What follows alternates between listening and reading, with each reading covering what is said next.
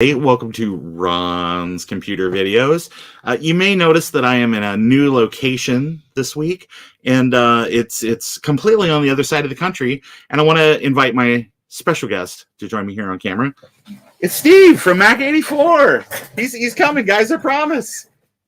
Hi. Hey, everybody. So, Steve, when did you get here? I don't know. I just sort of was always here. I mean, you kind of live here, so I guess it's that's kind of how that goes. But what are we doing today?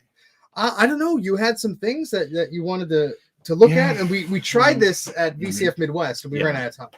Yeah, there's a great picture of Steve. He had like everything all laid out. It was all ready to go. We had magnification, had everything like that. It was looking good. But what ended up happening is, we just ran out of time. So we were having so much fun. Yeah, it was a busy weekend. And I'll tell you guys this. Steve graciously invited me to his home and to his shop, and we spent most of the day today just chatting and having fun and catching up. Just a couple of guys being guys. Yeah, so it was really good. He took me on a tour. We exchanged shirts. Yeah, we did. We exchanged shirts. We exchanged pins. So it's been just a banner day. I've had to tell Ron multiple times to stop making me laugh because my lungs and face were hurting. He's down to one lung, but we're doing all right. So it's New Jersey. What do you expect? Yeah. So let's maybe take a second, kind of the thing that you're supposed to do at the top of these streams, and acknowledge some of the kind people that have joined us on the chat. Things are flying by here at 1,000,000 miles an hour, but I wanted to say. Maybe Steve will scroll up. We got us up to the top here. We got StreamYard viewer. No, wait, that's not. Thanks, StreamYard. You're like one of my best fans. Sad Mac 356. Thomas Armstrong. Would you like me to read the whole list? Oh yeah, go for it, man. All right. Go for it. Dave of Dave's Vintage Apple Tech. We're getting that Mac84 announcer vibe here. Mr. Marchintosh is here. Mike's Ancient Arcade, and also Mike's Mac Shack. He's in two places at once. Yeah, must be one of his cats. We have. That's Garth. How you get those double view hours. Double view hours. Starbuck Tech is here. Who else? We're just keeping on scrolling by. Alex is here. If I didn't mention Alex, John. Yeah. And Ron is here. Yeah, I'm here. Julian's here as well. I think I saw Jay from House of Moth fly up just a few minutes ago. I told you we shouldn't have installed that light bulb. I know. You're there. Whatever. Yeah. But Bruce is probably going to be limping along at some point. You know, he can't. He's busy, working or something. Yeah, it's based on the time here. It's like brunch it's brunch tomorrow in Australia. It's always brunch. It's brunch somewhere. Always. So I wanted to I just wanted to say that it's great to see you guys. We don't see you every day. It was really super kind to Steve to invite me. This is probably going to be kind of a short stream because we're going to try to accomplish some things. If they don't get done today, kind of in the timeline of the stream, which is about an hour and a half, then we'll just punt and we'll do it again. But if nothing else, this is going to give you guys the base idea of what we're trying to accomplish with kind of a fun thing for Marchintosh, which, if you guys don't know, Marchintosh is a month-long celebration of classic Macintosh. The whole month? The whole month of March. So you can learn more information about the event by going to marchintosh.com, which Steve so graciously hosts the website. There might still be a 2021 typo in there. Ignore it. It's 2022. It's okay, guys. We'll have it all done by the 1st of April, I promise. So the idea is that we are going to do a bunch of fun things in the month. And the rules are kind of changed. Hey, Adam's here as well. David Ross is here. I wanted to just let everybody know that we've kind of expanded things out because now that M1 and with M2 on the horizon, that we are now expanding the idea of like classic Macintoshes to incorporate those Intel Macs as well. So if you've got a fun thing that it may not necessarily be 100% retro, but it's something fun that you're doing, maybe with like open core patcher or something. Like I know a lot of people in our community are going nuts for that now. Yeah, Jay did a video about it. Yeah, Jay has done some stuff. Mr. Macintosh has done some stuff. I tried to do some stuff. It did not work out. But I think it was because I was using earlier or maybe a mid 2008 machine. Oh, okay. And what model was it? It was like a MacBook Pro early. Well, if only there was a Mac Pro that you could just grab and take home with you. Oh, well, maybe I will. We'll see how it goes. But I've already got a space heater in the basement, but you can always have a backup, right? This is true. This is true. So the idea is that we're just going to have fun all month long, and I really hope you guys participate and do some things and just be thinking about some fun ideas. And it doesn't necessarily have to be like a YouTube video. It can be like a blog post, blog post, an original piece of art that you share like on your keep it tasteful, your Instagram or something.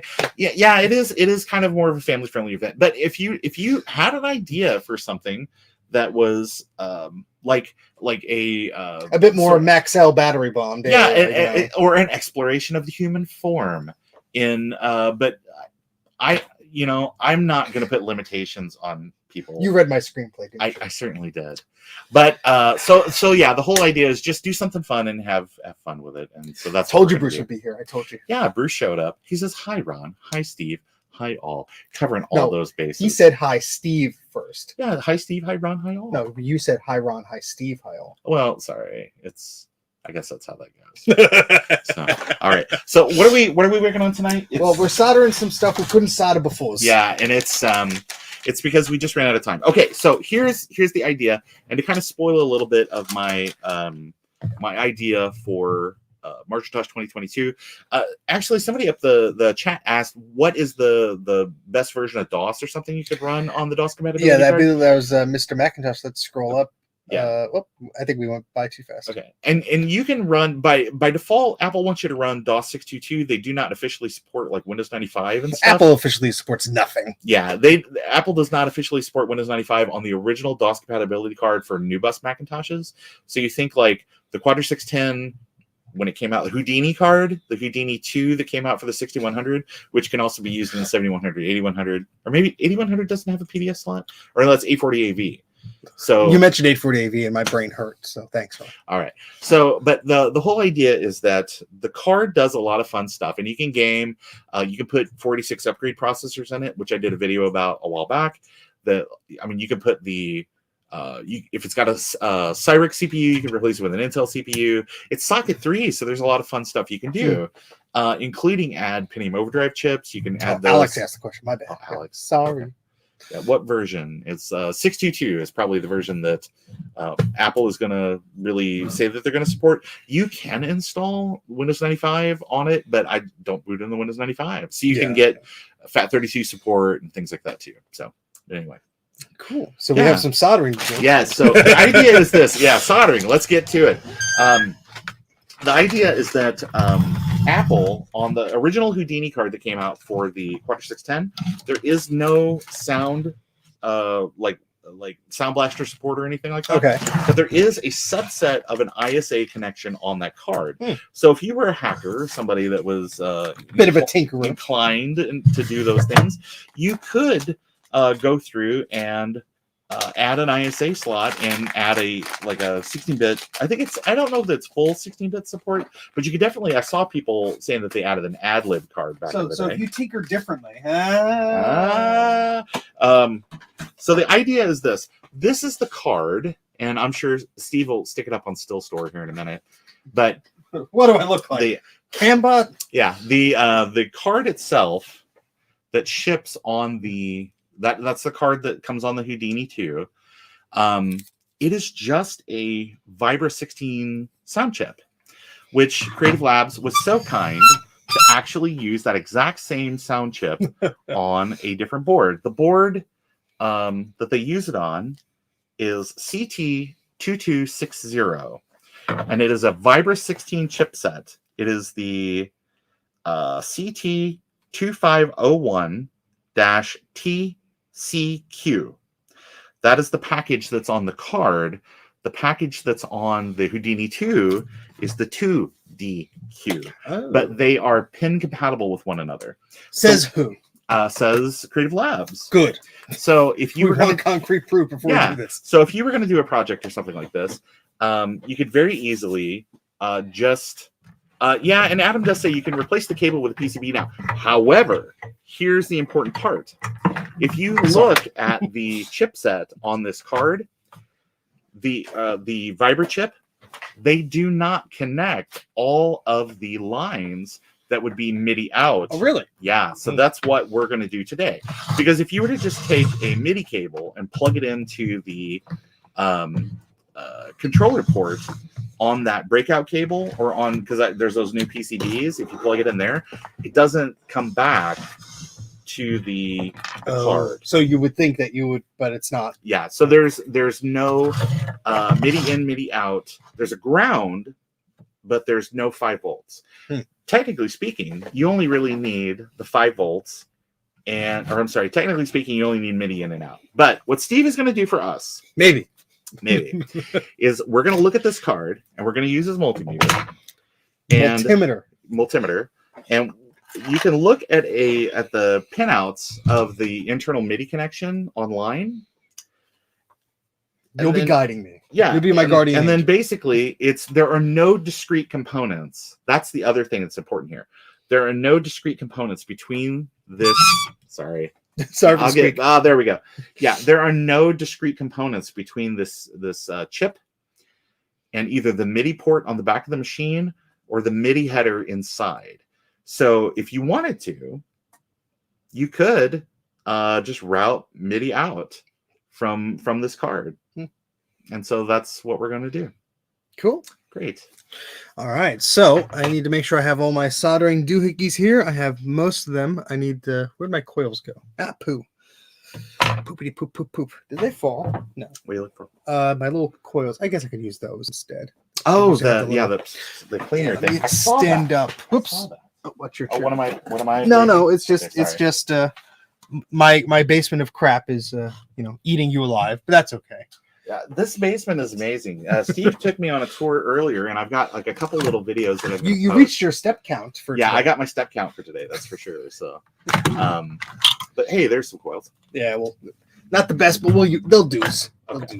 So probably the first thing, hey RetroTechie. Hey. First thing that we're going to do is probably going to pull up a pinout of either what the and we're going to need a paperclip because that's what killed us. That's what killed us because we were like, anybody got a paperclip? And that's how I found the Voodoo 5 card. Right. So the idea is going to be that you can either look at a pinout of the game port on the back of this card, or you can look at a pinout of the MIDI header on this card. It's just the standard Sound Blaster, whatever. And you'll bring that up on your iPad or your phone. Yeah, and you can just, with the multimeter, you can just drag it and find out exactly where the connections are. But I can kind of tell you. I can kind of tell you because they are connected on the real card and they are not connected on the. Sorry, man. Don't worry. We'll move the camera. 15 hours in the stream. I'll get this. We should have practiced. Everyone's flying. Oh. Well. Butterfly in the sky. Flying so high above. I can go twice as high. Take a look. Read in a book. That's the Mac84. There we go. Oh, wow. Oh, okay. It's on my face. That's not super interesting. But okay. Now I'm behind the scenes. Yes, Steve is behind the scenes. Okay. So what we're going to do is if you look at the chip on this doodad, you will notice that there are some connections that are not connected, and it's mostly on the left side of the chip. And that is what we are going to be looking for. Yeah. Okay. Justin Morgan says shaky cam. Shaky cam. Trademark pending. Yes. Won't you take me to shaky cam? Content match. Yeah, exactly. All right. So let me go ahead and let me look this up real fast. Okay. Clear my Wordle scores for the day. Yeah. So New York Times took that over, and man, it's. Oh no, we had the blue scuzzy background. They're getting free advertising. Yeah, that's all right. They're good enough, guys. As long as it's not the. There, that's a bit blurrier. That's a little. Oh, sure. Star Wars, they really need our money. Yeah, right. Disney. Which one do you want, sir? Oh, I don't care. It can be totally black. It's like a Zoom call now. And you know how people love those. Oh, they absolutely love them. Yeah, it's like, if I had to choose between a Zoom call and not a Zoom call, probably Hemlock. Yeah. All right, let me see if I can find the PC joystick port pinout.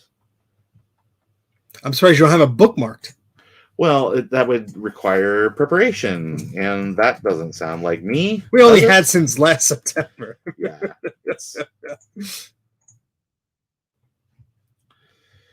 Yeah. So I'm just going through, and I'm using the Googles. And I'm trying to add your avatar here, but I don't know where I saved it to. Sorry, probably Pandora. Is that where all the avatars go? I mean, I thought they had some storage issue, but what do I know? With the avatars? Yeah, they were like. I've not seen that movie. I'm well, you guessed the entire plot. I'm making jokes about it, but I certainly have not seen that movie. Well, have you seen Pocahontas? Yeah, it's Space Pocahontas. Is my understanding. Yeah, it's roughly Space Pocahontas. Yeah. Look at that, we're branded now. We got your logo in the top right. Branded, marked with a trader's pass. What do you do with the copyright strike? And you're a man. Okay, so I'm doing my best here. I just I'm trying to find like a big version of this. Oh, okay. Really easy to see it because I understand, Steve, with your visions. I can't read. I can't read good. Yeah, LGR did a return to computer reset. That was a fun video to watch. Yeah, and I love his little Apple One troll in there. Just yeah, I actually it's the second I saw that, I emailed Dave Murray because Dave Murray lives about 30 minutes or something away. He's in the DFW area. Yeah, and I was like, hey, did you like? Is this your Apple? Is this your not prototype? Yeah, but the remake. Yeah, is this your remake? And he goes, oh yeah, it's. I talked to Clint. I thought it'd be funny to take it by, and I was like, yeah, it was. That's a big old troll for people. Hold on, Lord, I can't. There is no cube room. Ron has been all over these parts. RetroTechie. Yeah, there is. Oh wait, there is a. Hush. Oh, sorry. I got an NDA on a couple of the things here. I'm not allowed to discuss the metric ton of drive sleds. Like if you actually, Steve's Basement is very much like computer reset because you can go to New Jersey reset. Yeah, you go to the drive sled room and it's nothing but drive sleds. They all have the handles snapped off, but that's just how it goes, right? So I've never seen one that didn't have the handle snapped off. I also saw he's got all manner of he owns like at least one piece of all of the different Computer Clan merch. So he's even got like some of the more obscure stuff, like before he started doing the videos exposing the scams. That there was that Computer Clan branded swamp cooler. I mean, that actually cools the basement pretty well. Probably. The rabbits don't seem to complain. Probably. All right. So, Steve, I found finally the picture. Can you text that to me so I can put it on the big screen? Yes, I can. All right. Sorry. Technology, y'all. Technology. Connections is another stream, but they're good. Guy, I really enjoy watching Technology Connections, and I think that he hits on something very important that some people in our community don't, which is that if you make a mistake or if you get new information, don't be afraid to make a follow-up video. Yeah. And don't be afraid to say, you know what, maybe I didn't know the best way to do this, but now having talked to people, I do. Maybe that's why I put the link to a blog post in my Macintosh clones video, because I foresaw, I'd make a boo-boo. All right, you should have a text now, Steve. Okay, we'll wait for my Mac to recognize. Hey, there it is. Excellent. Wow, it's huge too. But basically, the picture that I sent Steve. Oh.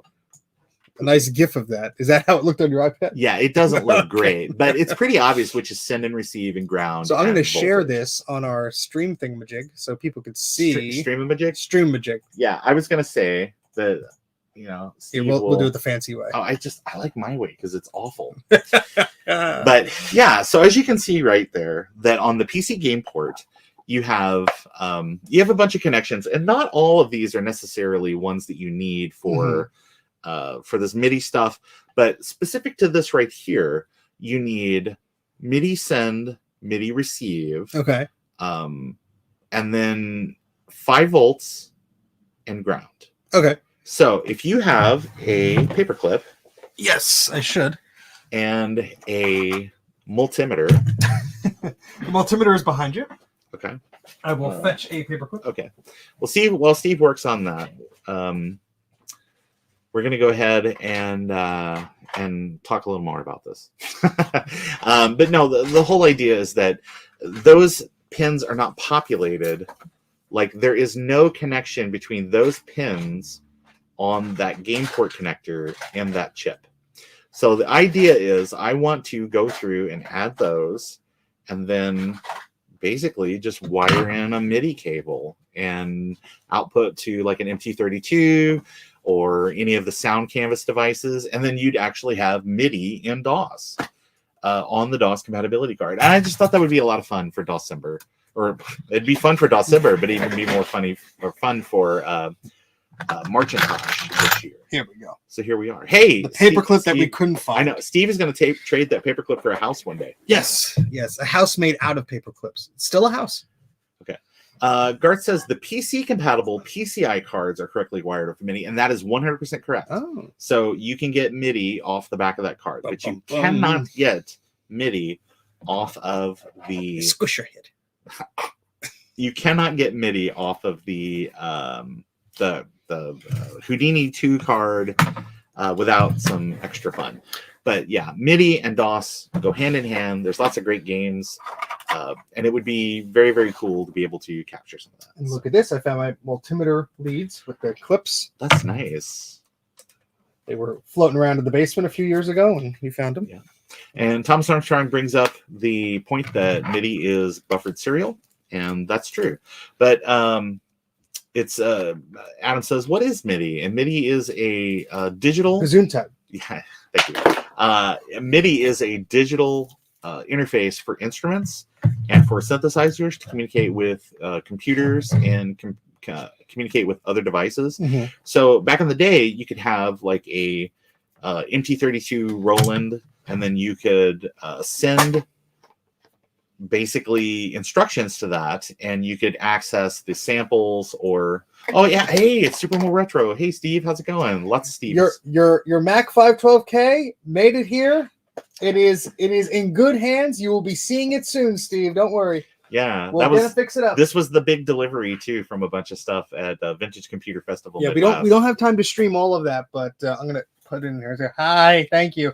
But thank you, big thanks to Ron for volunteering his time, his energy, his gas, his mental capacity to come over here and hand deliver some goods. So thank you so much. So no, you're very welcome. And I was in the neighborhood anyway. And look what gifts he got from me. Oh yeah, there's some fun little things. Mouse in a box. Mm-hmm. I mean, $50, but it's USB ADB. That's so right. I paid Ron $49. So yeah. You know, so I had to get a deal. Yeah. So you take your mouse and you put it in the box, and then you give her the box, right? Is that what? Moving right along, okay. Ron also gave me this sealed Apple presentation system. You could make the face of the astronaut on there, just like. How could you tell? Exactly. Oh, but I believe it's one of those in focus VGA to composite adapters. Yeah. But very cool. I did not have this one. Right. I have the adapter itself, but not the box or anything. So thank you so much. Yeah. So I figured I can't remember where I picked that up. I think I got it as like with a. And you were trying to trade a bulk of other things. Yeah, I was just trying to have fun with it at Vintage Computer Festival Midwest. And everyone was like, no. Yeah, I said I'm wanting to do like a Septandy video. And it was like, why don't you just trade me for some little everyone's candy like, thing? And they were like, no. I was like, not even like some discs or Radio Shack stuff? No. I'm like, okay. Absolutely not. Absolutely not. House of Moth says, what's it like navigating Steve's basement as a tall person? And I've not hit my head on many things. Good. But just enough. Jay's trying to figure out so when he comes, he could steal some things without being bashed in the head. But yeah, never open it. You'll just be disappointed. Garth, I know the limitations of composite video output from a VGA signal. Don't worry, I am already disappointed. Mm-hmm. So we have our paperclip. We have our multimeter here. Would you like to instruct me of what the heck I'm going to do here? Okay. Well, if you look at the orientation of the port and you look at the orientation up there on the graphic, okay, you can very easily identify which is the receive. I can? Yeah, why not? All right. You can very easily figure out what is the receive pin. So if you park a Park Okay. one of your leads. Let me just beep this away. All right. Okay. All right. So where should I park this lead? Well, Let's if you get think the about, screen here. if you're looking up there, it's Mhm. going to be the bottom row port or pin nearest you. That's going to be received. Okay, so you want to slide that in here. Yes. So this is what we're doing, folks. If you can't Mhm. see, we're shoving a paperclip into the port just to try and. We're toning things out Yeah. for your entertainment and benefit.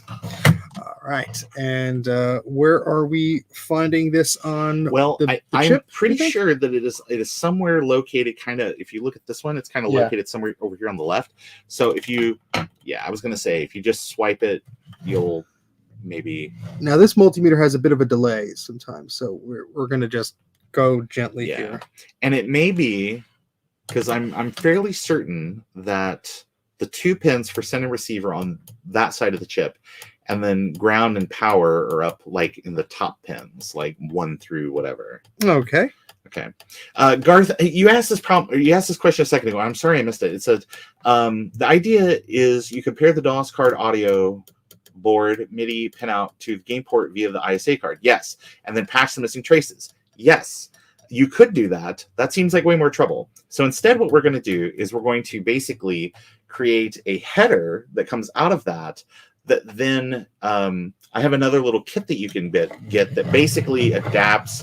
You just have 4 wires and it plugs into an adapter board, and then you get like 2 real MIDI connections.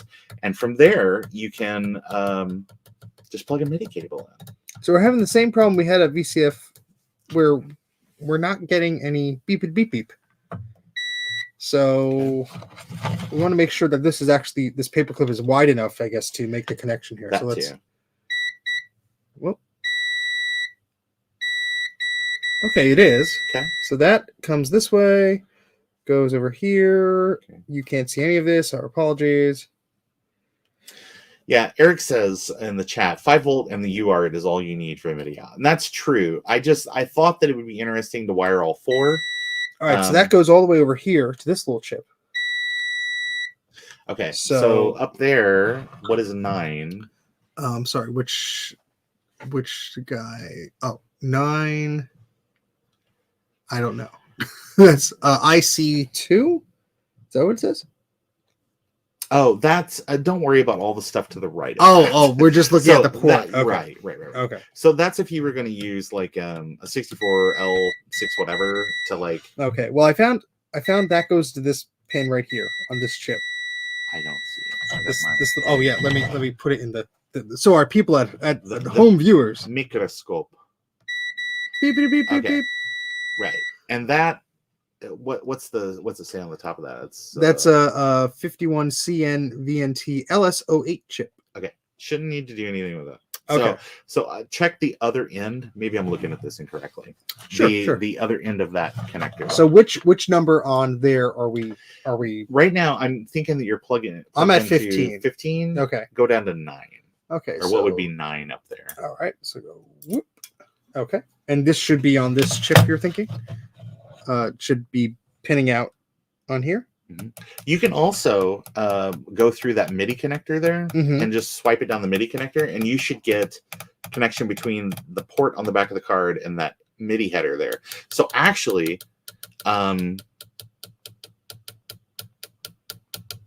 which is you can fun try because that too, and it'd be easier. It's upside down. Yeah, it might be easier to do that. I'm just gonna go quicker here just to see if we hear It's anything. okay, man. Go for it. I appreciate your patience. Yeah. Oh, no, that's the multimeter in its turning off mode. We already set it to do not power off, but it's going to ignore us anyway and be a piece of crud. I have to turn it on into its please don't power off as quickly mode. There we go. Gave us some false hope there. Joe, what are you doing here?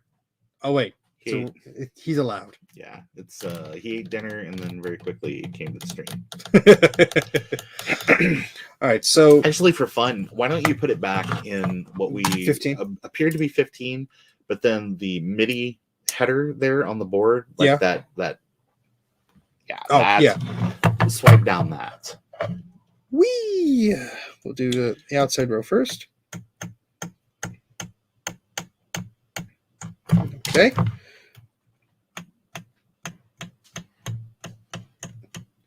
This is strange. Yeah, I promise you that I have not imagined that this is possible. I literally This is the second time you're telling this to me, Ron. Yeah, I know. I promise it's possible because I totally pinned this out. I did a video about it a long time ago that I was going to do something on this and didn't, just because I can't see up close like that. I need microscope, and I don't have microscope. So yeah, this wire's going all the way to that side here. So that's this pin here, right? Yeah. So I'm fairly certain if you look down it's like if you look at this, there is, you see how there's these lines here and it's broken up to like fives or whatever. Yeah. I'm pretty certain that above that line, it's like the next one or two up. Look at this one and you'll see that it's disconnected over there. Let's see. And oh, I see. They go to the vias, or what do you? They don't go anywhere on that card. Oh, they're not connected. So if you oh, I see. Okay. Yeah. So there's like a pin that's either below or above that line. Okay. So like you see how there's a big bank that are not connected there. Yeah. It's one of those. Okay. All right. So we have 15 is RXD. That's like one of the inputs, right? Or output. Well, that's receive, transmit. Yeah. Okay. So in theory, again, we have the paperclip. This should work. And if we're just mapping out to, yeah, that works. So the continuity is going to this little chip, but we can't seem to find it on this. So let's go slower.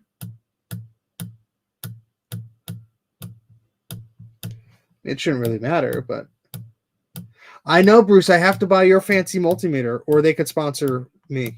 I have to buy it. Yeah, this is strange, Ron. Yeah, I promise.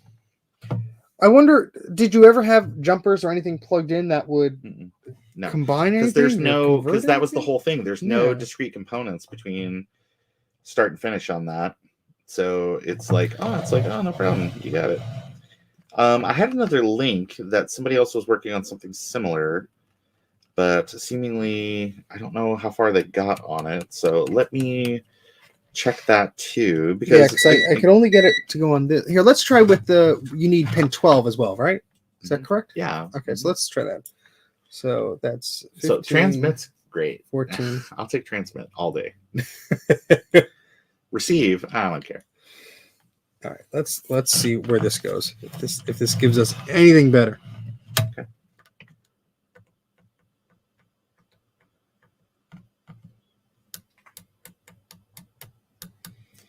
Clickety clickety. Garth says, I wonder if it's possible to make a adapter from the little ISA port on the board to a standard 16-bit ISA slot and plug in the SoundBox card. Yes, it's possible, because that little proprietary connection is a subset ISA. It's only got certain pins. It's got just enough pins. Oh, found one. Okay. Which one you find, brother? Looks like you put a little mark next to it. Oh, hey, look at that. Look at that. Ahead.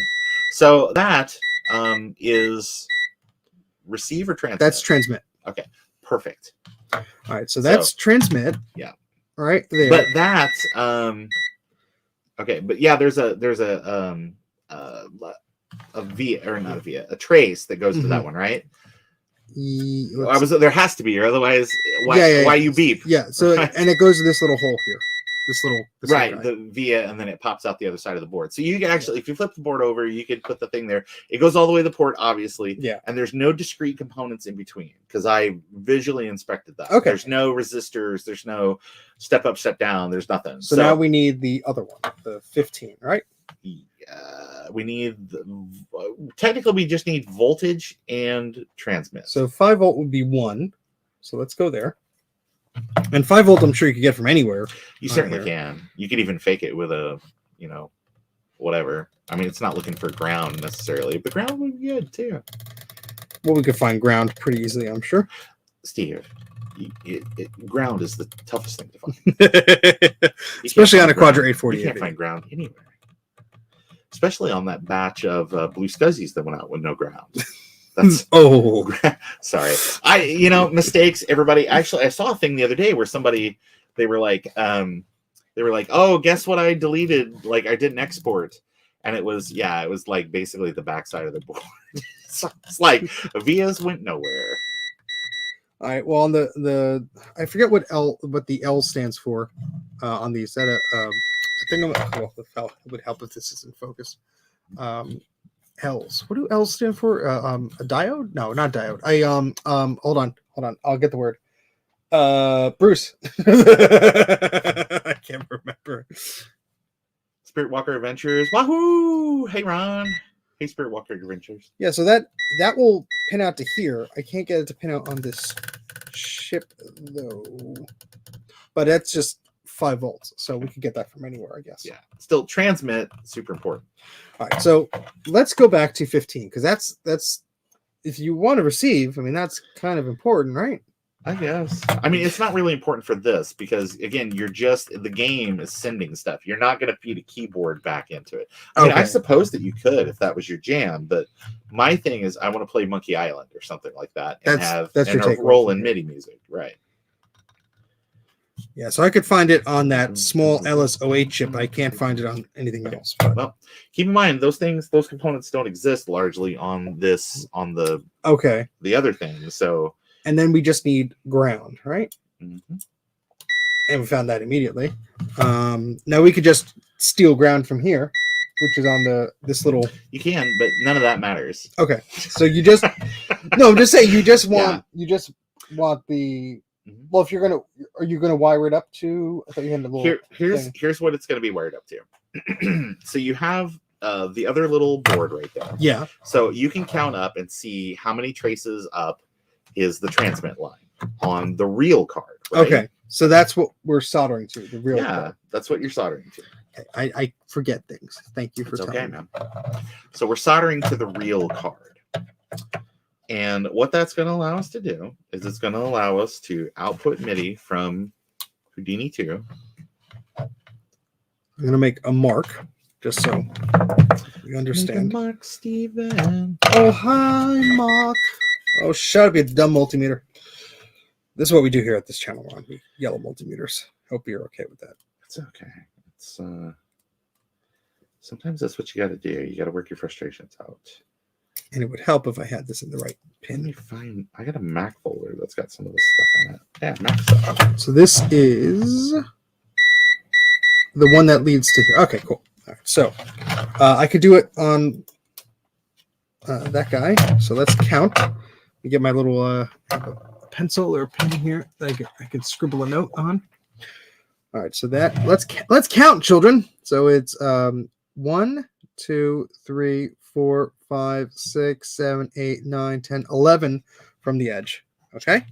Okay. So that is 1, 2, 3, 4, 5, 6, 7, 8, 9, 10, 11. It's actually exactly where that white dash is. Okay. Cool. So that's good. So I can solder a wire to there. That's fine.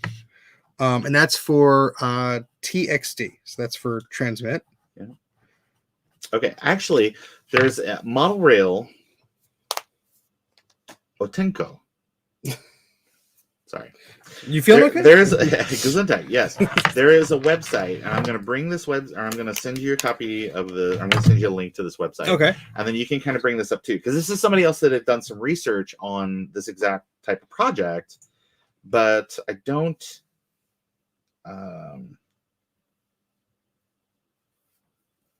Yeah.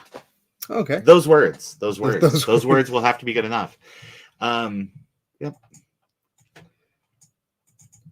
So I will share that for a moment.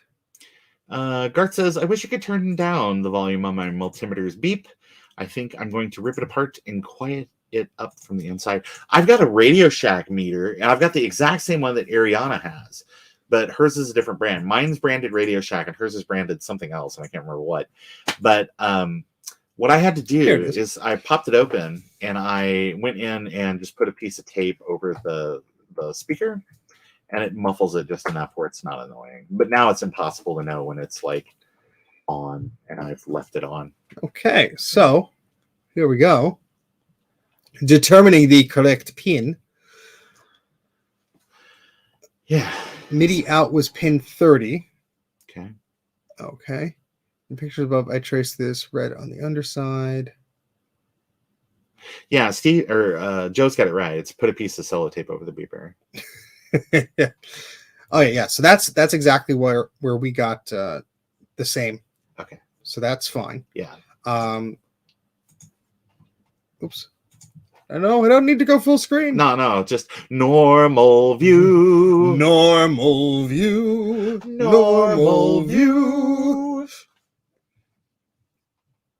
We've been practicing that all night. Yeah. All right. So all right. So that was just that one pin is what we have to put on here? Well, 5 volts too. Okay. Yeah, so there should volts. be 5 volts in that pin. And what would really be great, it would be if it would be possible to track down 5 volts, transmit, receive. Yeah, so we got transmit. Okay. So we have to find 5 volts on here, which I tried and I couldn't find any. Okay. Let's try and find ground, just so we're making some progress. Yeah, and it is possible. Now we have some limited time. Right. So. I don't think that it is very possible that the 5 volts comes from somewhere else. So, but again, all you really need. Yeah, you could wire that up, however, Yeah. Hopefully. Yeah. Beep. Beep beep beep beep beep beep beep beep beep beep Beep beep beep beep beep beep beep. Beep beep beep beep beep beep beep beep beep beep beep. Sorry, man. I'm getting punchy. This has been a long day. Actually, it's been an amazing day, and I'm not joking.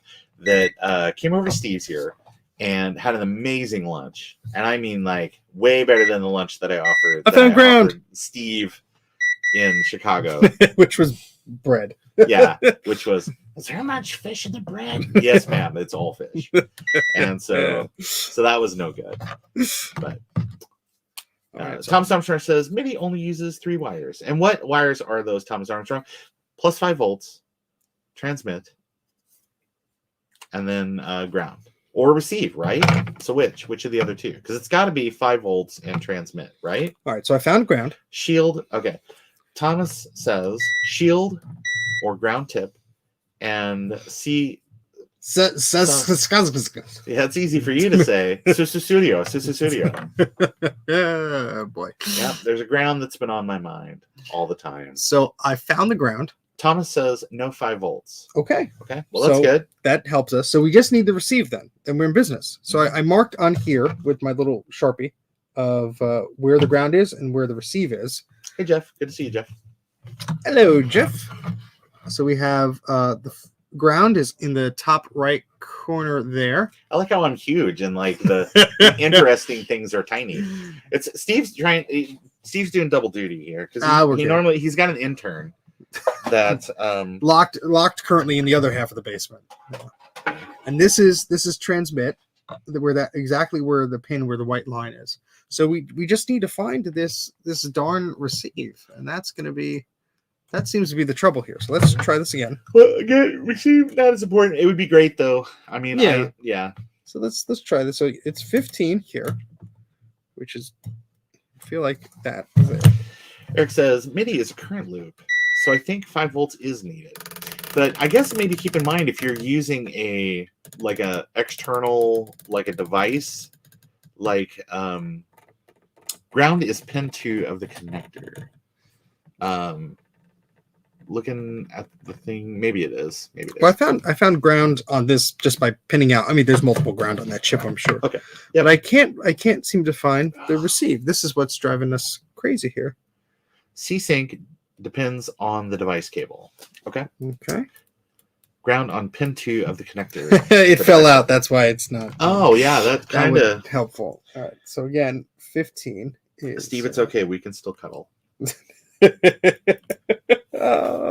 Your channel, not mine, buddy. That's all right. So After sitting in Paint.net for a while, tracing traces, I came to the conclusion that MIDI out was pin 30 of the CT2501. Yep. In the pictures above, I've traced it with this red on the underline of the board, yellow in the zoomed out, blah, blah, blah, blah, blah, blah, blah. But he doesn't do receive, did he? Right. No, he seemingly does not. So maybe just looking at his kind of breakout here, as far as I can tell, that's just like one connector. And that's good enough to get MIDI out on a. Oh wow, he used like freaking like what's that like that copper stuff, and it's just got like resin on the outside of it or something. It's what is that called? Copper stuff. Yeah, it's like real thin cable for doing patch jobs on stuff. Oh, but it's like the outside just has like this stuff. The what is it called though? Insulated wire or magnet wire. Magnet wire, yeah. Enameled wire, whatever. Yeah, so he uses magnet wire on this. Yep, then that's what we have. But if you look at this picture right here, he's just got one cable coming over to that connecting, and then he's using like a stereo mini plug to get that out of there. So seemingly he says it works, so I'm thinking that it probably does work. Okay, so what we could do is, so this will plug into the DOS card, obviously, and let's switch our views here because now we're being silly. So this will plug into the DOS card. Look, it's Ron's new head. No. So you want that plugged in, and I guess that's it. So that's it. So we just want me to do those two wires and see. I mean, what was the other way? We have ground and the. I don't know that you necessarily need ground. So I would say just get transmit out of there. I mean, I could solder on the wire. You could always clip it off. Or, yeah, I was gonna say make it. I mean, it also is just the edge there. So if you really needed to. Yeah. But and this works with which DOS card? With the Houdini 2 card, which is the DOS card for the 6100. Okay. But it can be transplanted into all kinds of machines. It can go back any Quadra that has a. Don't mention Quadra. Any Centris machine that has a what do you really call it? A PDS slot. Mm-hmm. So not the A40 to not be named. So any of those that have a PDS slot, 040 PDS slot, it'll go in there because it's the same card. People, I guess, don't think about that, but it's the exact same card as what was on the Quadra 610 DOS compatible. Okay. It's just that they and I have that card here. Oh, you do? Oh, you can test it. We can test it. But you gotta have a MIDI. You gotta have like a G32 or something. Yeah. Like that. Yeah. That's the one thing I don't have. Yeah, those are handy. I've been picking those up. So, Garth says, "Hey, does the SB Viber card from the Houdini 2 work on the Houdini 1?" As far as I know, it does. The only difference between those two cards is the Houdini 2 card has a couple of resistors that have been moved around that does clock doubling or allows for jumpered clock doubling because and it's also the Houdini. You want the thinner wire or the thicker wire? Which one would you prefer? Oops, I think I undid the camera. The cable got confused. Hold on. Whoopsie. That's what happens when you have too many USB things plugged in on an ancient 2012 computer like this. Okay. Steve's gonna fix that, and then we'll do that. But the Viber card. So you want the thin or the thick wire? You think? I would say thin is probably fine. Okay, cool. But as long as it's insulated, we're good to go. Sorry, man. Didn't mean to kick you. How dare you're saying thin wire, then you're kicking me, and then. Well, let's see. Here's the thicker one. What do you think would be better anchored? I think keep the in thicker mind, one. I'm gonna, and then it'll be easier for you to move and solder. So if I put this here, and I could run it up here and like through here, like that. Yeah, just as long as we've got some strain relief or something on it, that would be really great. And I could put some solder mask on it to sort of anchor it. Yeah, that'd be really great. Yeah. No, that's perfect. Okay, sorry, I'll answer the question. How dare you? Wait, Ron, quick question. I know. The Houdini 1 card is clock locked at 25. Clock locked at a 25 megahertz frontside bus. The Houdini 2 is by default a 33 megahertz clock bus. Both cards will take a DX2. And also there's not something that's ran correctly on the original card to take advantage of DX processors, but you can modify the Houdini 1 to be the same as the Houdini 2 and then just fly with it.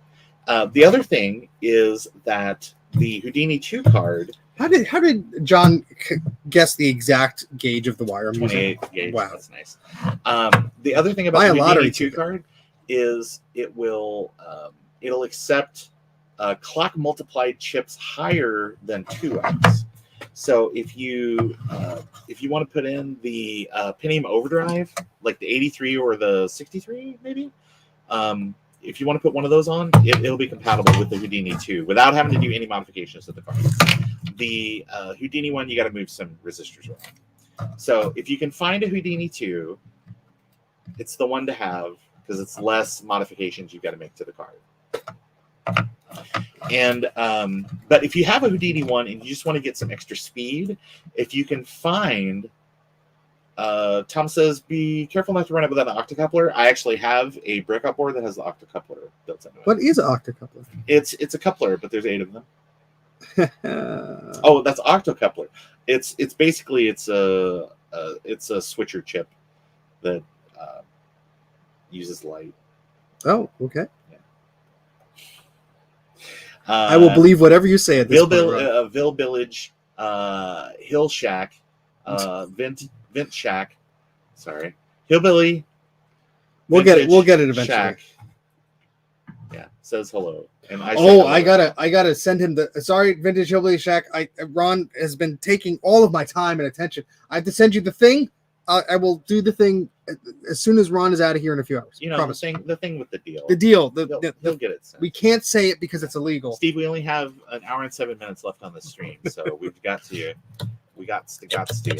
So, but yeah, I think that LED and photo transistor.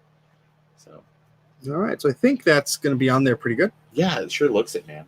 All right. Just make sure that there's plenty of exposed wire that comes out that goes across those traces. Of course. To short things out. Well, that's your problem. I just recap them. I don't test them. I mean, it looks like it's got good solder mask underneath it, but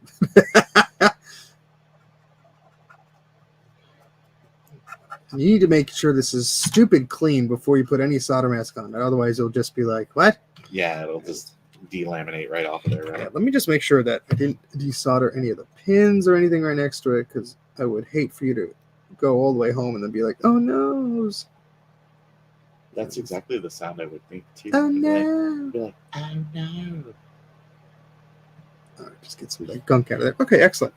Gunge. Gunge. Get all the gunge out.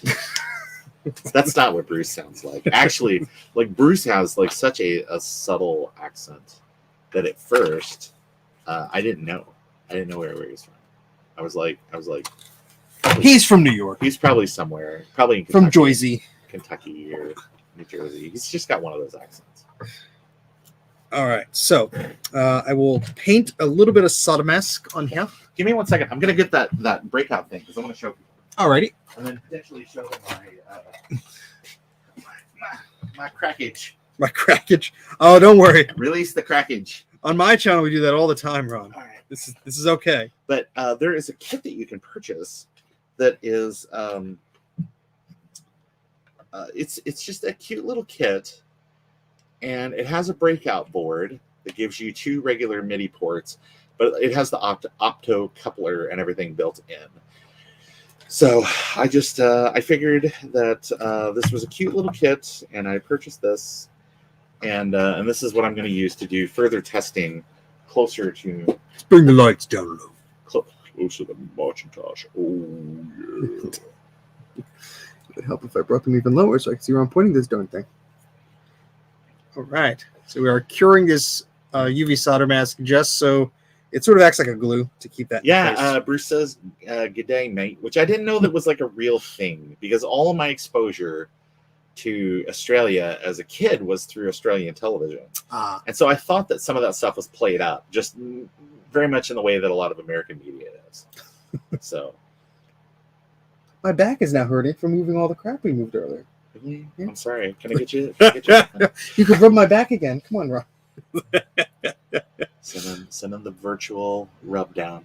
Yeah. We need some nice Hawaiian music in the background. Yeah.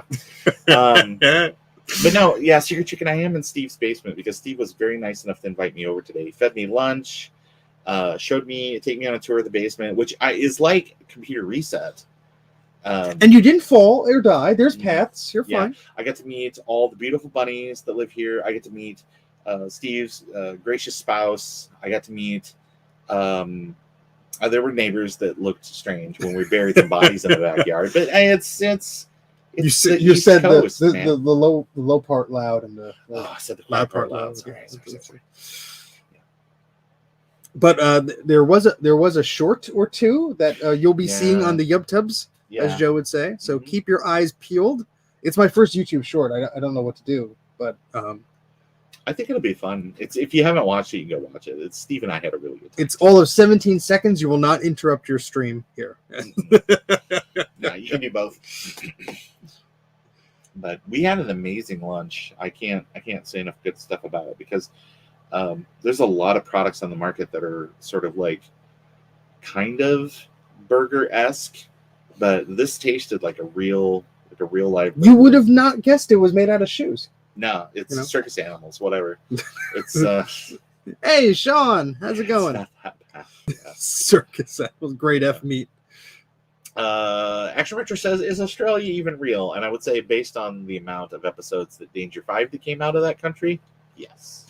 It is very real. Dave was the first person to comment on the short, I believe. So there really? You go. Oh, yeah. Thanks, Dave, from Dave's really cool Mac Plus that looks like something out of like a doctor's waiting room in the 70s. That's just the perfect aesthetic. I dig it. I think it's a cool looking machine. I kind of wish that I had not tried to citrus strip my you had to take one for the team. I did.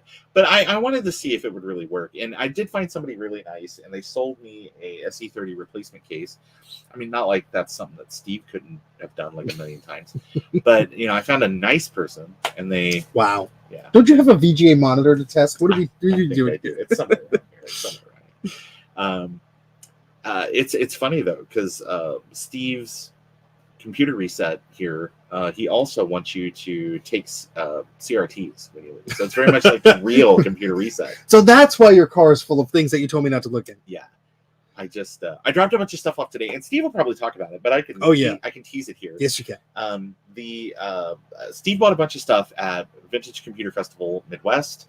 He bought from my good buddy Steve over in St. Louis area. He bought a mostly complete, I think, 512KE, like in the original box, just needs some analog board love, Yeah, original styrofoam and all that type of stuff. So a very nice. Just missing a mouse, I think, and then the box and everything, the colorful box. Mm-hmm. So it looks really good. And I made a funny little video for Steve when I took all this stuff into, but it can never be shown because it's of lame United States copyright laws. Yeah. So, but it very much parodies the end of Raiders of the Lost Ark, where they're putting all this stuff in the store. I'll post that on Twitter. I think I could post it on Twitter. I think they'll suspend me, but I'll come back. Yeah, I'll be back. I just got out of Twitter jail.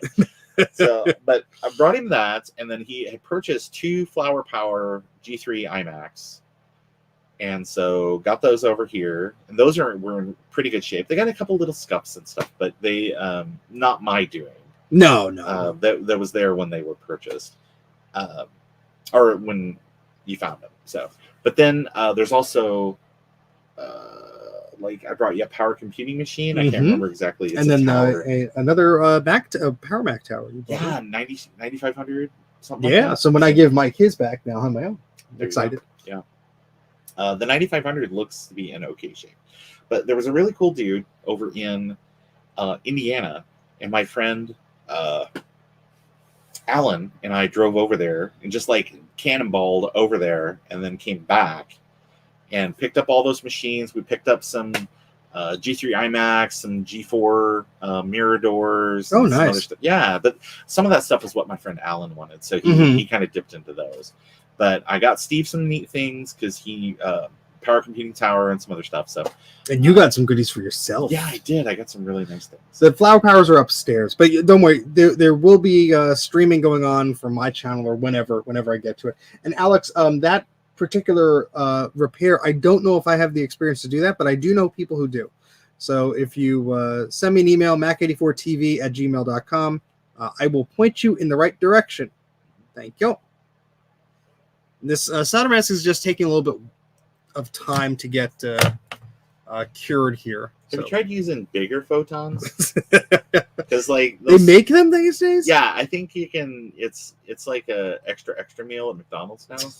You get the bigger. Your hands will cramp too when you hold it. You get the bigger photon. Yeah, I think Jay would be a good recipient for a job like that, just because he does a lot more MacBook stuff than I do. So.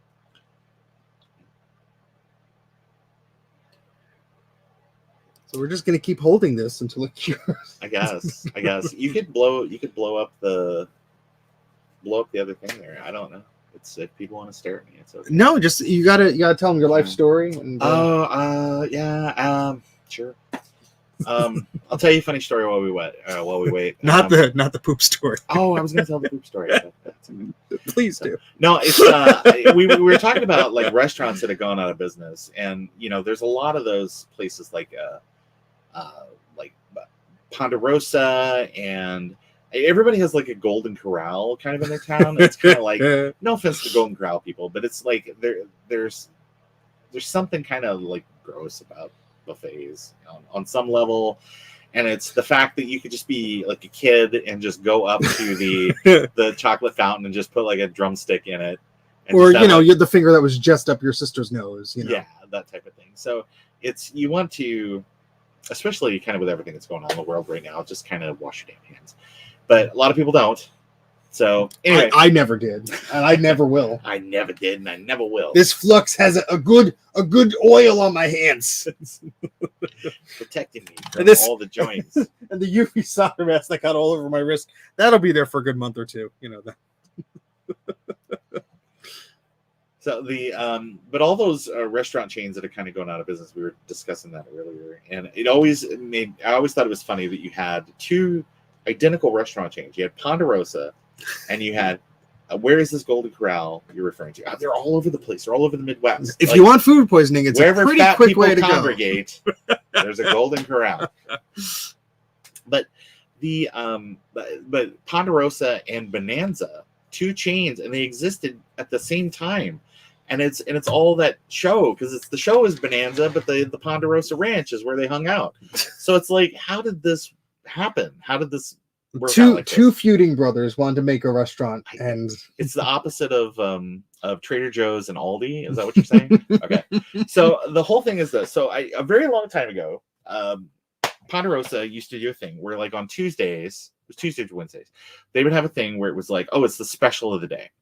So it was like it would be like some weeks it's oh, we've got prime rib, or we got liver and onions. It's kind of old people food. I guess young people like prime rib, but still, it was like beef and noodles, which is like something I've never. I don't eat mammals, but even back when I didn't eat that, because it's little chunks of like kind of stew meat with like noodles. This is taking its sweet time. I like a sauce, like it's just a real thin kind of like brothy kind of sauce. Not my thing. Okay, so I went there with my friend and his wife, and I won't say the names because I don't want to embarrass him, because he might watch. I don't know.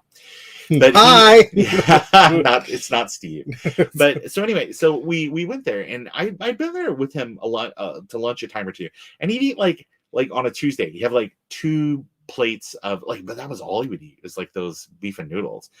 And so we went there one night with me and him and his wife, and he had like 5 plates of these beef and noodles, and then he was kind of like, I have to go to the restroom. And I was like, okay, well, I mean, you don't have to announce it. This ain't the airport. You don't have to announce your departure. So he leaves, and it's like me and the missus, and we're eating like the ice cream, so like that ice melt kind of thing. And I was like, what happened to Mike? And sorry, yeah, what happened to Jeff? I don't know. Mike's in here. What somewhere. happened to Jeff?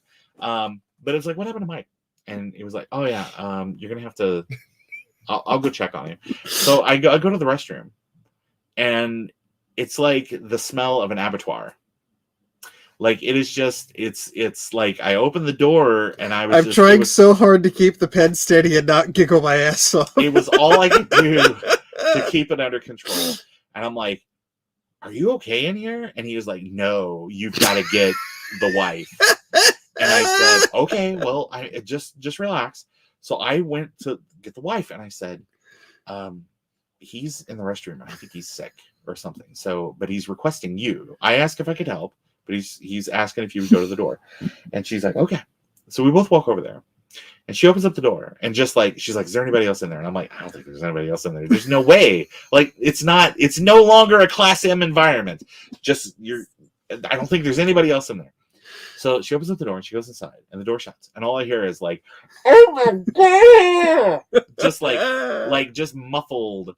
And I kind of stood back, and she comes outside and she goes, I'll be back in a few minutes.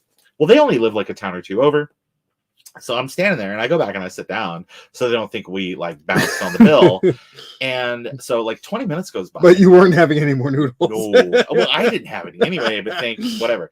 So they went ahead, and there's like now I'm looking over there, and there's kind of like a line forming at the bathroom, like the men's room, of people waiting to get in there. And I'm like, oh God, they don't know what's awaiting them.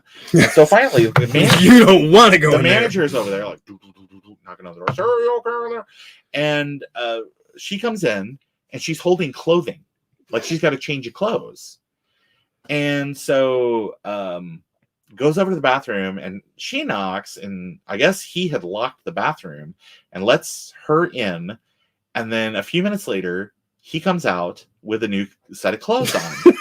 And they stopped anybody else from going in there, because I think they finally figured out it's like, oh, it's just let people in. If there's no women in the women's restroom, it doesn't matter what your gender is, just go to the bathroom, damn it. Yeah, so, the water still flows. Yeah, it's nothing changes. Like, you don't walk through the door and something happens. So just go in and use the restroom. So anyway, the manager, they go out and they're talking to the manager, and they're like, this is going to be a bit. And so they bring the bucket, and they bring the mop. And I guess they were like, we don't want to discuss it. And I was like, I don't know what happened, but I don't want to discuss it either. So I found out much later that I guess that it was a explosive. He got in there and realized what had happened. And so projectile, and then was like, oh, thank God that's over. And had to run for the stall, and got about 30% of the way seated. So there was I'm glad I'm not another forcible ejection out the other end of the digestive tract that was now just like coating every surface of the inside of a Ponderosa bathroom. And I have never recovered from this. but it's one of those things where if you tell more people, the little black mark on your soul slightly it lightens each time. So it's now a beige gray. Yeah, that is my Ponderosa bathroom story. Oh God. First Ron told me this a few hours ago, and I had to walk out of the room. I couldn't breathe. I was laughing so hard because we've all been in a situation similar to that where, you know, this does not want to freaking, I mean, it's cured enough, but I would just blast this in the sun for like 2 minutes and it would be fine afterwards. But sure. I have UV lights like you got over here on your thing over here. Would that be okay? Something like that? Yeah. Or just in the sun. Just put it out in the sun for like 2 minutes. I live in Missouri. What's the sun? Well, it's this big star in the sky. So how long of a wire would you like? I would say you want a foot or is there a price difference? I gotta charge you when you go after 11 inches. Yeah, how much is that good? Yeah, no, that's great. That's great. That gives me plenty of room to work, and I can test it and then shorten the link. Yeah. So what I'm gonna do here is how'd your strain relief work? Yeah, there's that hole there. Yeah, so I'm gonna just go it around here, and actually, you could just get some like electrical tape or whatever, and just put it over there if you want. Yeah, okay. Do you want me to do the same for the ground wire, or you're not concerned about that? I don't think I really need ground. Okay. I think I'm okay. So I just need the transmit, just based on what other people have said. Yep. And if you do, it is the corner pin there, so that would be good practice for you. That would be really good practice. So you have to be here next time when I'm soldering to tell stories. You know, we could have you on stream. Actually, I think if you've got another project or something like that, I can certainly something else you want to work on as part of the stream, or if you just want to do me projects. No, doesn't sound like a Steve project. Actually, there's another cool video that we worked on just to tease it. Yeah, is Silicon Insider has a brand new FPU board for Classic 2 machines. And so we tested one of those, and nothing really got assembled. We just basically kind of put it together, and with your now working board. Yeah, Steve fixed my Classic 2, so I'm super excited about that. I've been wanting one of those. 1 out of 2 ain't bad. Yeah, it's true. That's what Meatloaf said. All right, so we have the cable that is soldered to the edge of the chip there, and we have a good long wire here, and that hopefully is all you need. Yeah. Well, I mean, a screw goes through that hole normally, but I don't think you have to reinstall that. Okay. You can pressure fit the. Yeah, I'm just gonna loop this through just to so if something pulls, it's not. Yeah. It's a strain relief. Oh, that's great. I love it. There we go. No stop. I love it. All right. Look how tidy of a package that is. Yeah, it's really great. That would be $8 million US. Damn it. I was going to say Australia. At least I can save like 30%. First one, then the second. Secret Chick says, how long are you staying at Steve's house? 45 minutes. Yeah. 45 more minutes. I've been here all day. Steve has been so gracious. We've recorded like several things and talked about some different stuff. Some of them will actually be streaming somewhere or video. Yeah, we've done some shorts and things. So probably a lot of those are going to show up. Oh, yeah, there's Steve. Probably a lot of those are going to show up after. Or look at the mess I made. More contemporary to Marchintosh. But. Yes. See, Ron was smart. He filmed stuff for his channel, and I didn't do nothing. Yep, not damn thing. I got 17 seconds of a short. That's about all I got there. Yeah. Did you leave your iron on? I sure hope. No, I turned it off. Okay, you should turn your iron on because I'm going to solder this together. Well, that'll go on real quick then. As I clean myself off from this filth. Flyer than floors. So what do you need, sir? You just need. I need solder. I need. Oh, we don't have any of that. Oh, darn. Flux, maybe a tiny bit. Yeah. So this plunger is a bit jacked, but if you just squeeze that, it's a bit. I was like, where's the plunger? And you can use the fan so you don't die. Yeah, die is bad. And I will let you sit in the streaming chair. Oh my gosh! Just don't drag this on your thing and burn yourself. Okay, you said don't drag it on your thing. That's good advice, folks. We all know what he means. Yes, he means the winger. And where did I put my phone? Oh, it's over there, so I can grab that. And okay. Now I don't need magnification. Oh, so that's what you always say. I can probably do this with just my eye bulbs. Okay, so I will. But it would be good to have the camera because people. Well, we have this guy up here. Oh, so that's true. Okay. Let's see if I can figure out how I plug this. Do I need to get out of the way so you can do this again? No, we're good. Steve, if you had a giant stack of Pentium 3 processors, you tell me, right? Yeah. Well, but Steve has a massive stack of Pentium 3 processors here. If you saw the live stream run, you would know this already.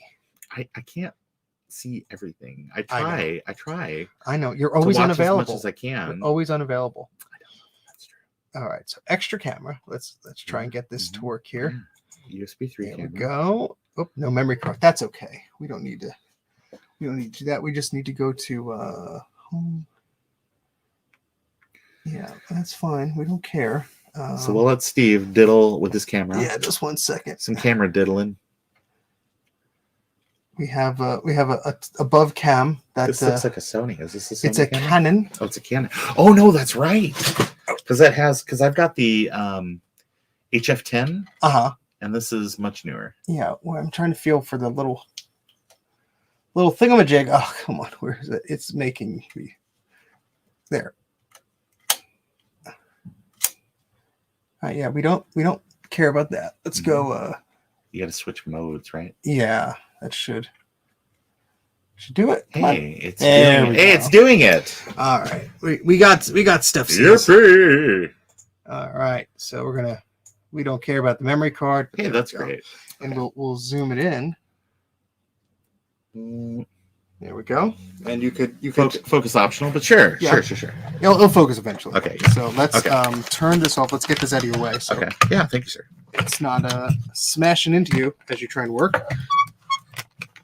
It would help if I release this. Because I don't think I would forgive myself if I came all this distance to like do this and like didn't put the kit together while. Look at while you! I was Your here. Mac84 streaming. You got the shirt on. Yeah, I know. I've got it. Wait, Sean, look. Hands. Yeah. Oh, Yeah, I was gonna say everybody loves that Sean impersonation. Hey, everybody. I'm sure Sean's not sick of that already. At all. My stuff started with waggle Oh, hands. here's the cord. And kids love the waggle hands. All right. So well, I'm gonna go do some Uber rides and I'll be right back. okay, sounds good, man. It's do some Uber Eats while you're Hey, out there. Trina joined. Oh yeah. Oh We yeah, were you waiting. can watch the yeah, Trina doesn't Trina have a new channel? Isn't Yes, it? Trina's Technobabble. Oh yeah, Absolute. Subscribe. If that's your thing. If it's not your thing. Anyway, this is a real simple kit, y'all, because it's this PCB. It's got the opto coupler. Sorry, I keep saying that wrong. And then just a couple of headers. So I just really, it's not possible to jack it up. Oh, don't say that. Well, You're except for sitting in the right chair, unless- Ron. Yeah, I'm pretty certain that they go on the top. I don't think there's any components under the board. That seems would be silly. That seems silly. Okay. So let's look at Steve's like solder. That's, Big fan of solder. yeah. Do I need to turn this fan on? Because it's once I start. If you want, yeah. Yeah. There's a button in the back. You just Okay, push I see that. it. It'll start the lowest speed. Then there's 2 more speeds. Okay, that's good. Okay, and I want to make sure that it's blowing it into my face. Make sure right? it blows into your face. So you can ingest all of it. Okay, all right, that sounds good. I'm giving you double bunny ears. Sweet. Okay. All right. So this is pretty straightforward. Watch the I just resistor need. packs. Steve's got the iron hot, and I've got this. I don't necessarily know that I need like a ton of flux, but just like a tiny bit of flux would probably be a good idea because I just don't want to do this where you're just pumping a ton of heat in the board for like no damn reason. And I'm probably not going to do this in a Voltar authorized manner. I'm going to do it the best I can, I suppose. Okay. And if I'm doing things wrong and you guys don't like them, that's okay. It's all right. All right. So I've got your best bet is to hold things and anchor them a tiny bit. And then try to tack a couple things on and then do the rest. All right, so that's resting on there pretty good. Okay, let's get this Steve's iron out of here. And he has like a little conical tip kind of on there. Well, work better. I guess you got to get it closer. Steve doesn't have as much light at his desk as I would use. But again, it's Steve's desk. It's not my desk. All right, that's pretty okay in there. Let's turn this around where I can actually work on it now. Oh man, I guess I got to do things where you guys can see them. That's the other. Nah. That's the other part of this. I can move the camera a little bit, Ron. Here. Now that I'm usually in this position, so let me point this down a little bit. There you go. Okay.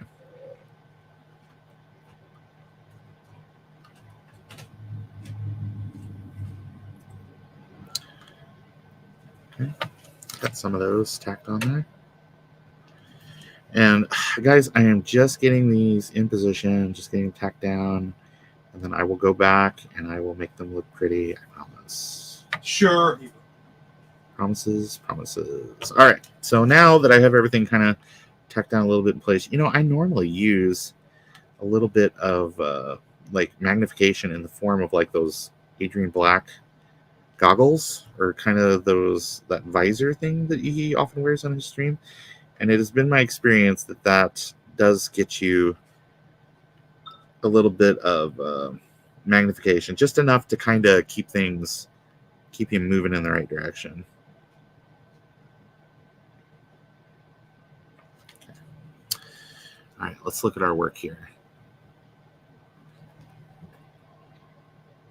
Steve's not here to watch chat, so I'm just doing the best I can. What flux are you using? All I know is that it has to be rosin flux. Acid core will destroy things. Lol. Yeah, no, it's true. I think Steve uses Amtech. The formulation is NC-559-V2-TF. Bingo. We have a valid bingo. So I'm just touching these up just to make sure. I probably ought to hold the port in place while I'm doing this.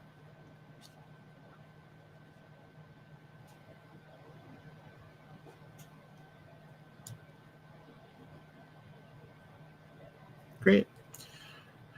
Yeah, as far as I can tell, that looks... Oops, sorry. Probably ought to turn it for the audience. No. Yeah, that looks pretty okay. All right, let's do one more. We have about 30 minutes left in the stream. You need 30 hours. Yeah, this ain't a Mac84 joint. This is a Ron's got to go to bed, damn it, joint. So, Steve's breaking stuff. You know, that's probably like one of the toughest things about working in Steve's basement is the very real possibility that you will be crushed to death by old technology. That's fine. Steve says that's fine. So, yes, 1-Bit Fever Dreams. Yes, this is a this is a MIDI project that I'm doing as part of Marchintosh 2022, and this little breakout connector is gonna get me MIDI ports on the outside of that there Macintosh, and it's gonna be a lot of fun. It's gonna let me use my MT32 with the DOS compatibility card for the Macintosh. So Joe says, Ron, are you going to be coming through Ohio on your way back to Missouri? Yes, we're going to try to make a side trip and come over and see you, but that would probably be Saturday, maybe if you're free. I mean, Unfortunately, he's missing the VCF swap meet by like a day or two. Yeah, I'm missing the VCF swap meet by a day or two. I'm gonna double check your SE30 board. Okay. Oh, that's good. Yeah, Steve. Yeah, do something. Damn, y'all. Damn, Steve, come on. Do something. I do like, because for a long time I just used like the Flux pin, and that's okay. But, you know, I am going to go on record and say it's not as good as having like a syringe of flux that you can flow and put exactly where you want it to go. And it's so much easier and better. I mean, maybe, I don't know. Oh, Steve's kicking my chair now. Sorry. I guess turnabout's fair play. All right. Is that your phone or that my phone? Yours. Oh, okay. All right. I will not read your things. Oh, that's okay. That's right neighborly of you. And that is something you will get here at the Mac84 Den of Inequity. Is very, very, very, very good at keeping your biz private. Yeah, I will not tell you about the murders that occurred. Oh, sorry. It's always something, Steve. Yeah, I'm going to do a live stream here in maybe about a week or so and do make some more blue scuzzies because those are fun. Blue scuzzies fun, right? You're going to live stream here? What? Yeah, I would. Actually, this is really great because I'm not dying as much as I was at my house when I was doing those blue scuzzies because I had no... I didn't have any real serious... Oh, look at this. It says your camera is saying something. It's gone into demo mode. Well, we've been doing demo for I don't know how long, but hey, knock it off, silly camera. It's always something. Well, you got to experience the demo mode of this very ancient camcorder. Yeah, so it's I hope really nice. That was good. Vintage Hillbilly Shack says, off-topic question, but do you get your vehicles inspected in Missouri? Yes, and it depends on which part of the state you live in. But most parts of the state, you have to have a safety inspection. Well, all the state, you have to have a safety inspection, unless your car is newer than a certain year. Like if it's, I think it's under 5 years old or something, or maybe 10. You don't have to have a vehicle safety inspection to get like retitled. But you, in certain areas of the state, you do have to have a emissions test. So big cities like St. Louis, Kansas City, probably Springfield area, you do have to have your safety inspection. But all the rest of it, no. 16-bit Fever Dream says, you'll actually use your MIDI in? No, I'm not going to plug a keyboard into this. Ron's starting a new music channel. Yes, it's going to be 16-bit. What is it? It's 8-bit tunes or 8-bit whatever. The David Murray's music channel. Starring Ron. Yeah, I'm going to do the. He locked David out of his studio. Yeah, the 16-bit version of that. All right, so there's not a lot left to do on this. I just have to go through, and I'm fairly certain that you're supposed to do the higher, like these pins down there. So that's, I guess, what I'm going to do. And putting memory into. Did you have a snapped thing on your SE30 board? SIM socket? Yeah. Yes. So if you put some RAM in there, yeah, if you put RAM in there and it works, let me send you some replacement RAM. Because my plan is only to have 16 megs in this machine. Okay. So I'll put 4. Well, I'm just testing it out, but you had quite a few that. I mean, there's only one that is completely gone, and it won't. Well, that's great.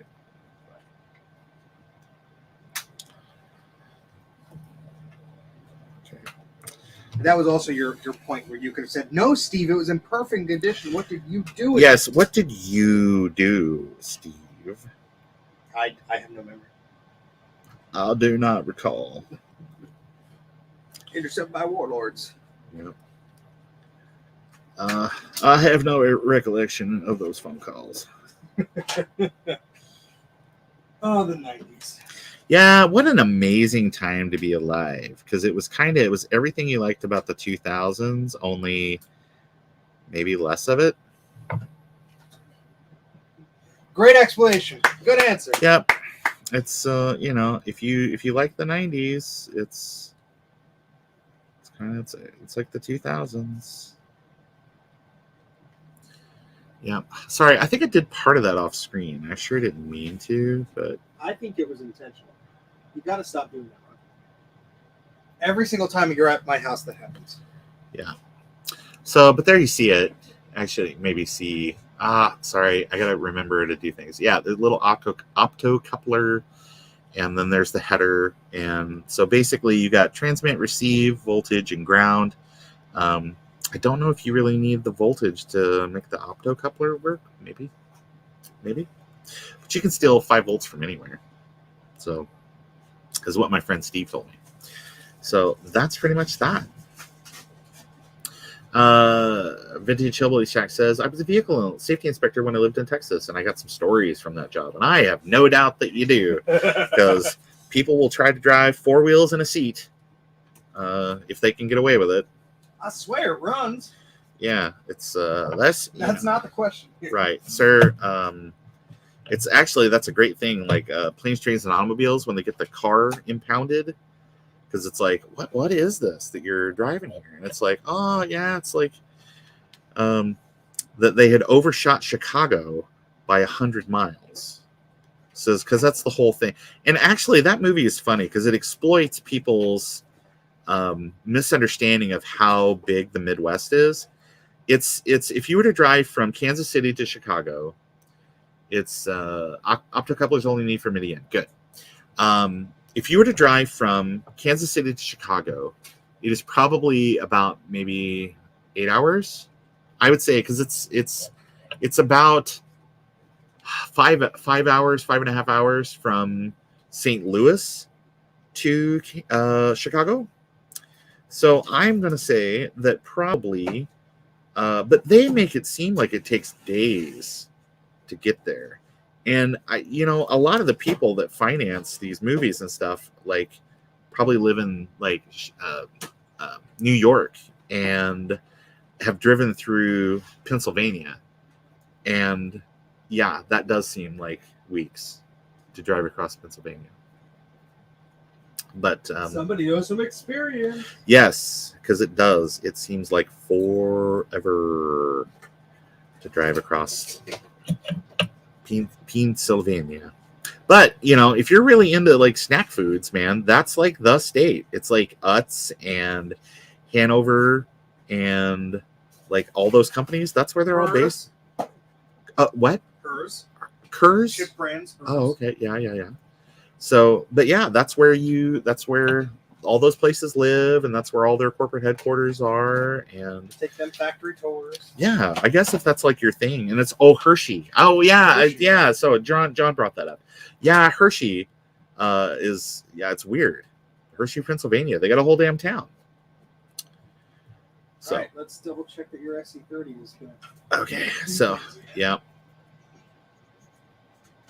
All right, so hey, that's it, man. I did it. I did the kit. I did it. You did it. I did it. So I'm gonna go ahead and I'm gonna slide this thing on there so I don't lose it. But yeah, so the plan will be to take that little stereo wire. Is that the right? Is that I say that correctly? Stereo wire. Okay. Sure. Take that stereo. Sure, why not? Take the stereo wire and attach it to the receive pin, and then that's it. And then it should be good enough for my MT32 to do its thing, I suppose. All right. So Steve is over here testing my. It chimed. Yeah. All right. Let's see. So I'm gonna play. Yeah, I'm gonna play Canyon Mid here. It's doing Happy Mac, so it's booting up. Yeah. I'd zoom if I knew how. No, so I won't. You can't. It's like Crichton, so it's like, what is making that horrible? That's the analog board to this. That's always been a problem. Oh, Not your problem. It makes noises? My problem. Yes. It screeches whenever the SCSI bus is accessed. Okay. Or I click. Or anything, really. Okay, cool. It's normal. So, do you have something? I have cardboard shoved all right. in there. So does it got 16 megs on it? No, this only has 4 megs. You know, we had like one shot. We had one shot to put RAM in that thing. Steve, I just switched your iron off. Is that correct? That's fine. Okay, great. All right. I was gonna say, it's a bit late now, but So I'm gonna open up Snoopa. Is that how the kids say it? Snooper. Snoopa. CPU okay, keyboard okay, mouse okay, RAM Ramming. ramming. Yeah. Ramming speed. Flux capacitor. Fluxing.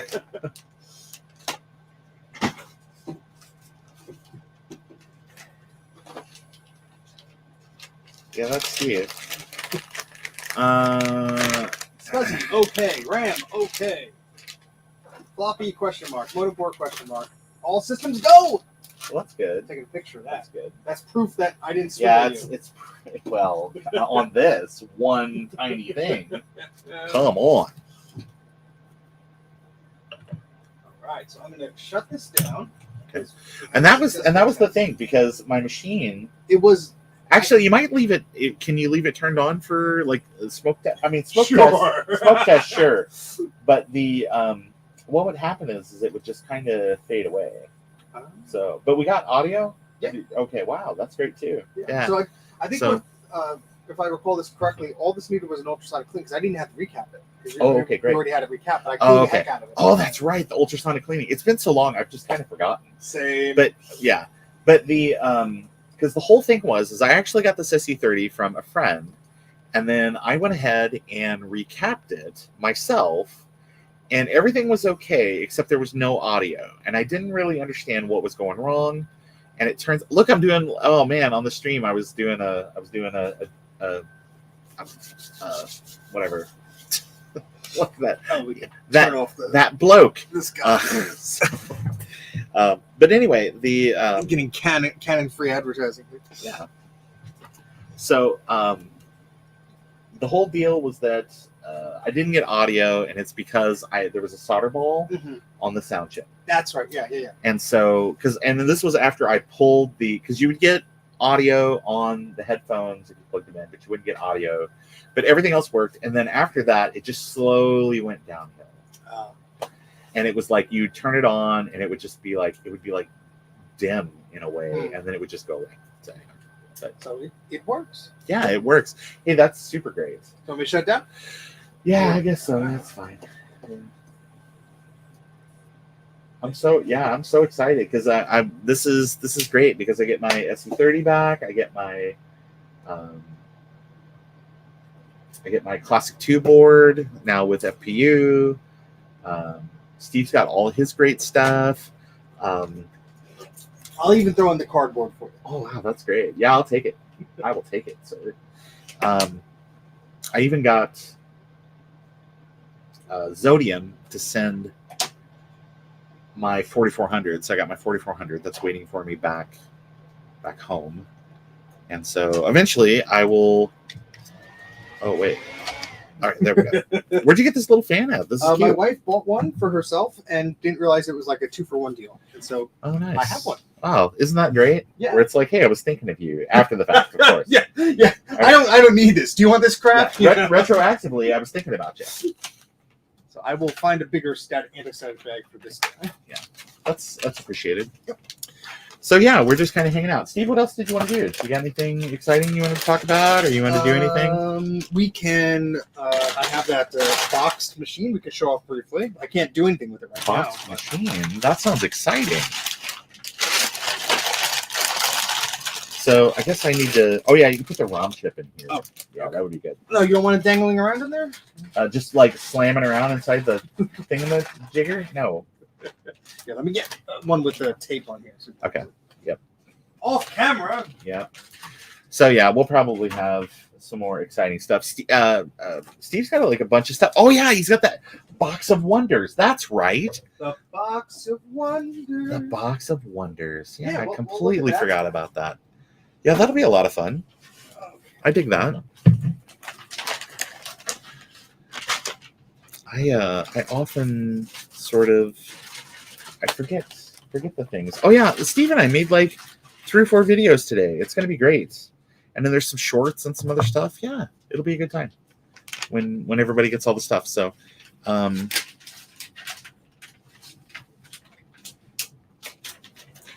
Rudy from Rudy's Retro Intel. Hello everyone, and Mac84 and Ron's computer video. Yeah, all nice. Let's see if these bags. Ooh, this might just fit. Yeah, Trina says, Steve is making me cold as I am in pants, a t-shirt, and a sweater, and I am still cold here. I'm in Steve's basement, and I'm wearing a hoodie. I'm wearing a hoodie, but I think that Steve is just warm-natured. So he has a problem. Yeah. Is that what you're trying to say? No, I'm just saying that I think Steve's warm-natured. And so it's like... If anybody knows of anti-static bags that will go over the clips of the SEs, let me know.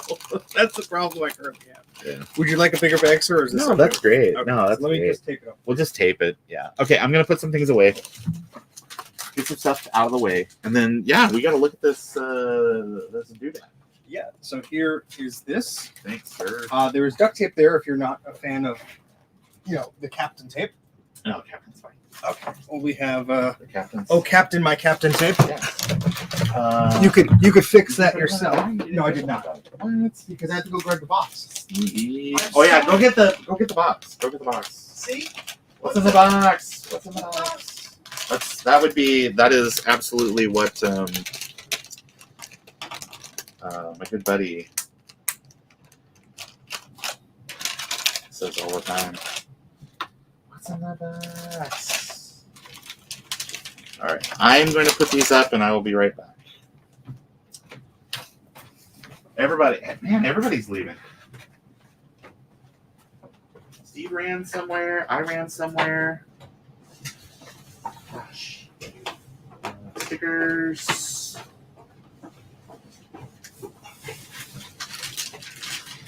Oh boy. Oh yeah. I was gonna say. Oh, get out of your way. Here. Thank you. Sorry, sir. Big box. I don't even know what's in here.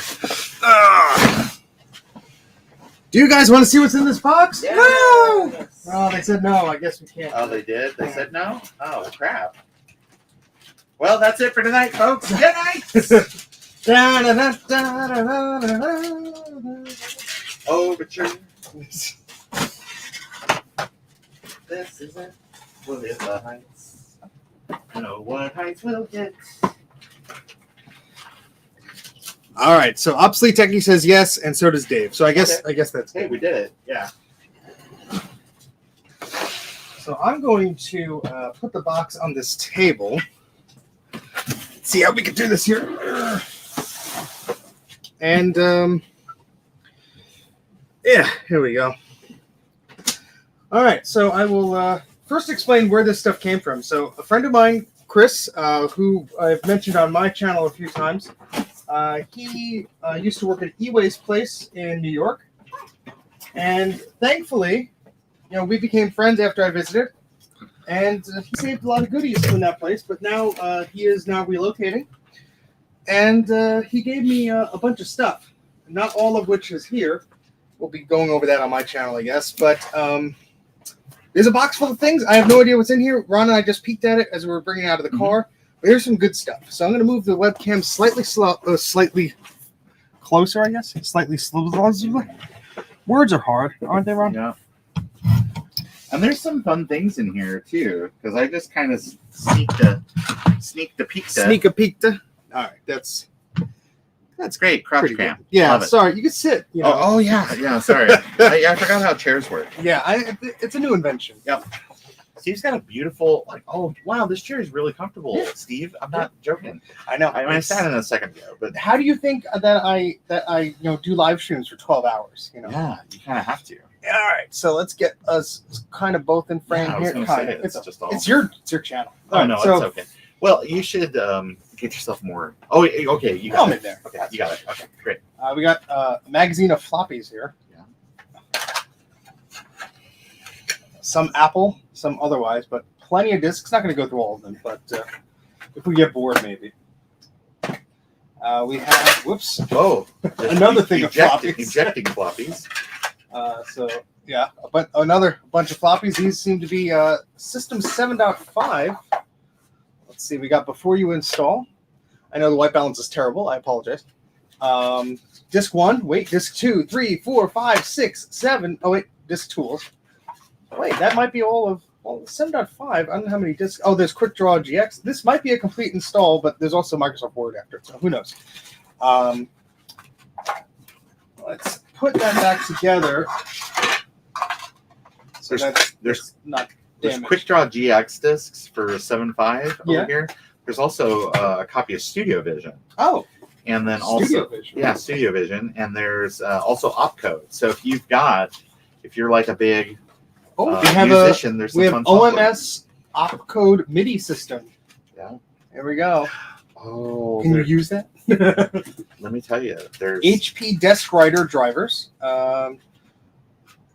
JC Cooper Electronics CS1 control system, editor/librarian, whatever the heck that is.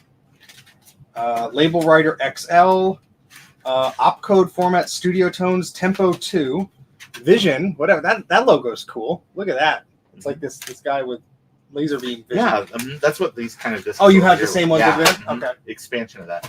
But here are like the most interesting discs out of this, Steve. You'll dig those. Oh. Jasmine. Yeah, I had a Jasmine drive back in the day. And then we have Label Writer 2. How about that? Graphic Astrology. Yeah. And Suitcase. Wow, that's an old version of Suitcase. No, that might be. That's Look why at I was that. looking at that. That might be unarchived. So yeah, don't worry. I am a hoarder of floppies, and I do archive things. So if the discs are readable, they will be archived. There's a bunch in here. Oh my goodness. Mm-hmm. You could look at that one if you'd like. Give you something to do. Yeah. The whole stack here. Of course, America Online Program Disk version 2.6 for the Macintosh. Mm-hmm. These all seem to be Mac-related. Printer software 1 and 2. Disk Fit Smart Set A. Ooh. Whatever that is. Midnight Angel. Archangel 1B. It looks like a MIDI software, like a music note thing. Mm-hmm. See? Yeah. We have some Macintosh install discs. CCRS 1985, whatever that is. Some more Microsoft discs. Crazy Crystal, The Quest Continues, disc 1 of 3. Yeah, nice. There's that. Steve, here's something really cool. What's it's Yamaha branded double density floppies. Oh. And the little that's cool. Obi micro floppy disk. Yeah, but like Yamaha branded floppies. You know that these were like $1 million. Yeah. My disc labeler. There we go. Now we have this crystal crazy disc, one of 3 and 2 of 3. I don't know where 3 is, but Norton Utilities, another Vision disc. So got quite a few. That's okay. The more the merrier. Another version of Suitcase version 2. Look at that. That's a newer one. There we go. I mean, just come over to my house and it's, floppy sorting. Media Composer version 5.21 for 68K Mac, sealed in the plastic. Oh, nice. This is a set of 3 floppy disks. There you go. Microsoft Word. Oh. For the 512. Oh, wow.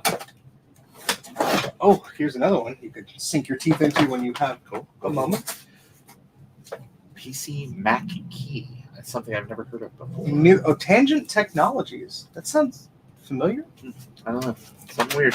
We have APS Power Tools. I have a version of that. This looks to be earlier. So that's version 4.1. Copyright APS Technologies. More Midnight Angel stuff. We have some Mac 512K format of backup stuff. CCR SB Ferris with asteroids. It's easy for you to say. Yeah, whatever that is. Haze modem software. For, you need for the that. 512. So I mean, this is kind of like there's also like a Works. We got a hard drive in here. Jeez. Yeah. A IDE 200 gigabyte. There we go. Western Digital. Probably doesn't work, but. Adaptec Power Domain Control for the SCSI 2940 UW card. Well, that's pretty cool. Oh, FileMaker Pro. Cool. And Focal Point. I can finally afford a version. Yeah, Focal Point. Yeah, there's like some good stuff here. There's also a lot more. This one that's got a really beautiful label. Oh, that's here. cool. I'll show. Sound Source Unlimited. The Artist Series. Very cool.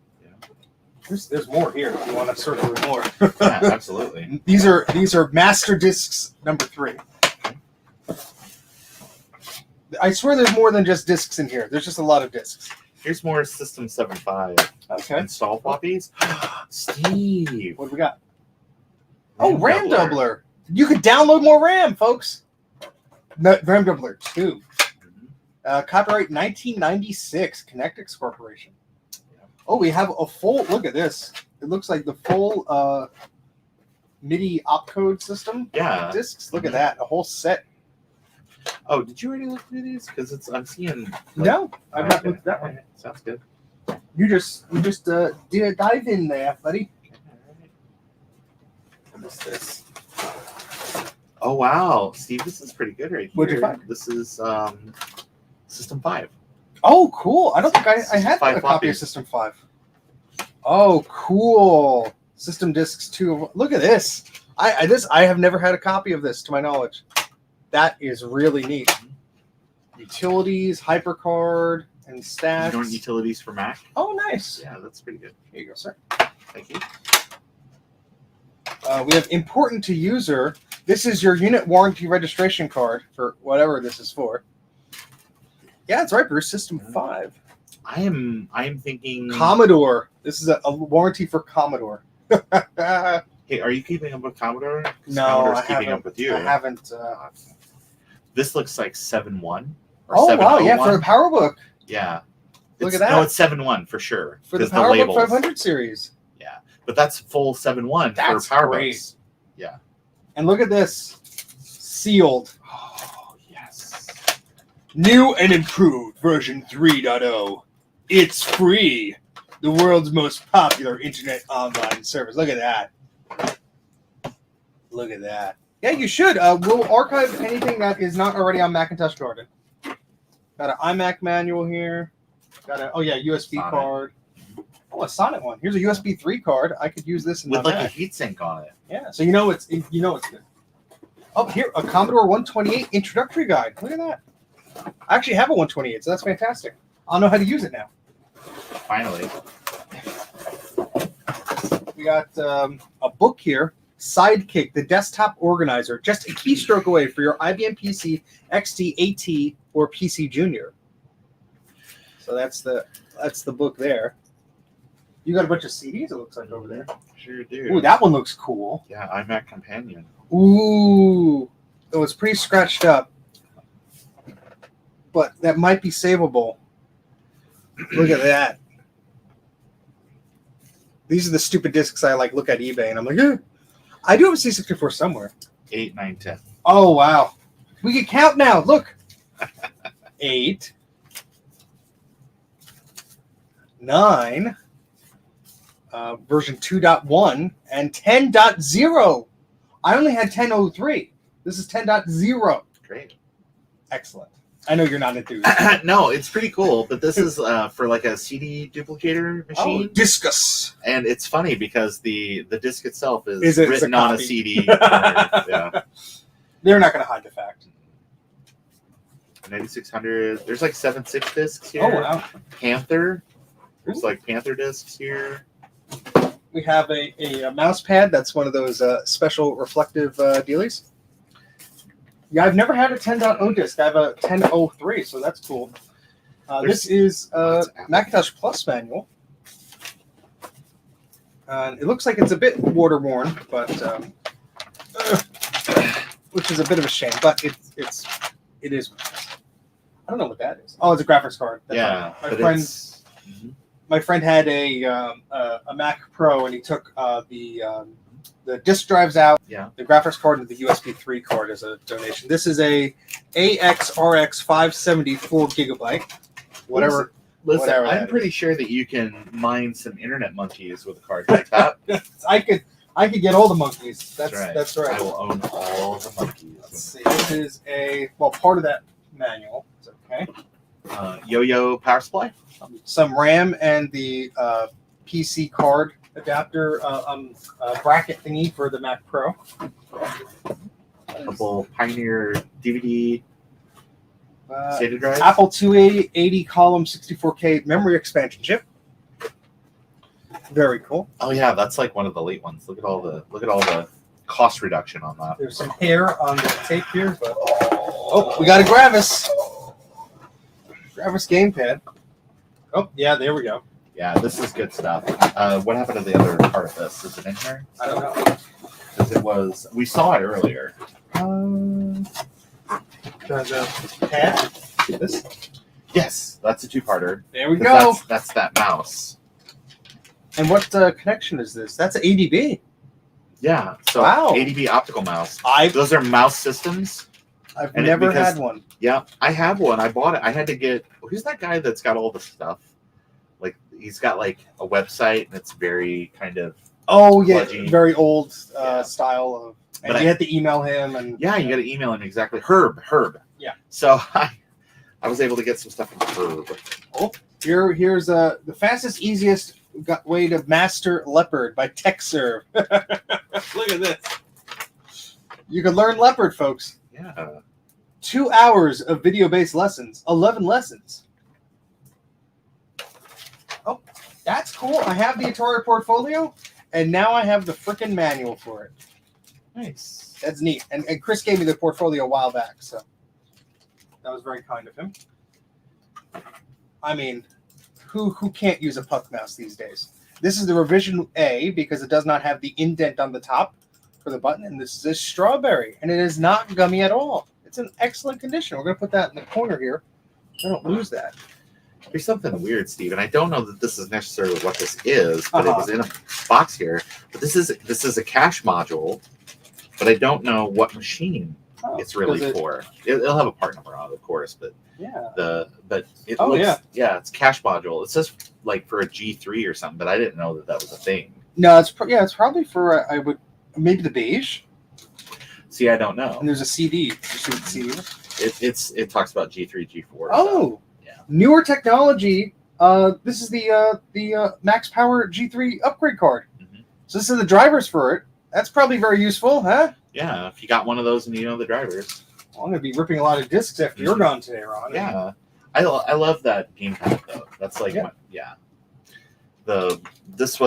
it's much better than the original Gravis gamepad because I think airport card and CD, just the documentation. Yeah, I think the GamePort, the original, it was kind of more like a Super Nintendo controller, and the buttons are slightly recessed into the controller, so it made it hard to drag your thumb across. FireWire 800 to Thunderbolt. I only have 1 or 2 Thunderbolt machines, including my wife's machine. But this might come in handy. I'm very happy to not spend money on one of these. Oh, I feel good that I looked at this and just knew. But this is the this is the CoStar Stingray, because I had a friend that had one of these back in the day. But both it might sides be vintage of these, yeah, these are both buttons. I have so the manual for that and the diskette. I have to scan in the manual, but I have a gray one. It's like it matches like the power books. Yeah. We have what is this? Oh, this is a power adapter for the 5300 series. Here we go. That's handy. Very handy. I know exactly what that goes to. That'll be in a different stream that I'll be showing off. We have some video card power adapter dealies. We have a very battered M0100 mouse, but that's okay. It still clicks. Ooh, it got clicky click. And then this is interesting. I have one of these that he gave me, but I couldn't get it to work, so maybe this one will work. But this is a mini DisplayPort to video composite and S-video adapter. So it outputs standard definition from mini DisplayPort, which is good if you're trying to, output something to an old TV or something like that. But that's what was in the box. Coming up on chat, Rudy says, "Hey, Mac84, do you want a Commodore 64?" I have one that I believe is in working shape. But Ron, would you be interested in Commodore 64 instead? Rudy is going to send me some fun stuff next month. I love Commodore stuff, but I actually unloaded it all to other collectors because I just I didn't have a lot of time to mess with it, and I didn't want to like. There's only so many good chips left. So I have the 128, and then I have a +4. And then I have a C64 that is in questionable shape. Yeah. So I wouldn't want to take one that I'm not going to use. I have a lot. I have like 8 disk drives, but I haven't had the chance to test them yet. I know a few people have been asking me, but very, very kind of you, Rudy, though. Yeah, I appreciate it. It's good to have some of the extra floppies on hand, just because you can rob like the TED. I can't remember what chips are all inside there, but there's a processor for sure. And there's a couple of other things. So MacLink Plus. There we go. 1 user. How are you on time, Ron? I'm doing okay. I haven't heard. So I think I'm. You're being abandoned here? Yeah, I might be. So we'll see. So my ride might be a minute or 2 late. That's okay. 8 hours later. That's all right. That's how these streams go, right? Yes. I'm very anxious to start imaging some of this stuff. Ooh, an AppleCare disc. Mm-hmm. Yeah, I was going to say, there's a lot of AppleCare discs in there. Software recovery. That's really cool. Oh, Joe says the floppy drive has a CPU, CIA, and the ROM chip. That's it. I am telling you that this is going to be way more fun than you think. Because, grab the... or what happened to it? What did I do with it? Oh, yeah, it's right here. Here's another PowerLogix disc. Product manuals and installation videos. Look at this. Oh, that's cool. Because I bought this thinking it was an optical mouse. Oh. And, or I bought several of these thinking they were optical mouse. And it turns out, yes, they're optical in that it has an optical encoding wheel inside of it. Oh. But it still has... We'll have to do a shootout to see. Yeah. What is the best? No.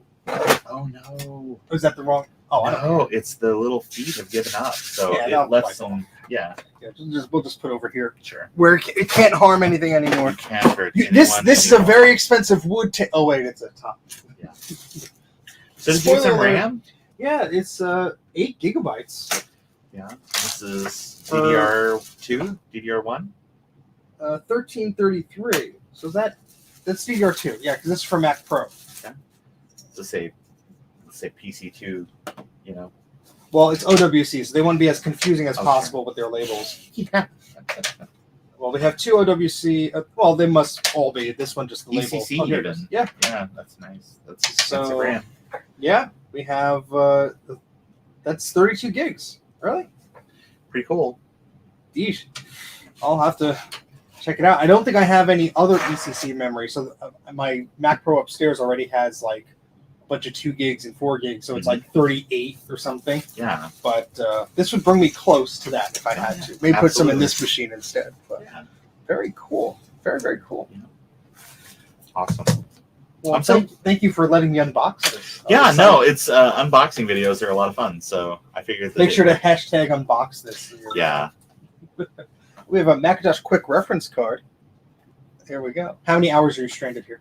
I don't know. Okay, I thought that was a response to that. No, I don't know. Look at that. I haven't heard. Look how quick you could reference this. That's so quick reference. Oh, to create new folders, Command N.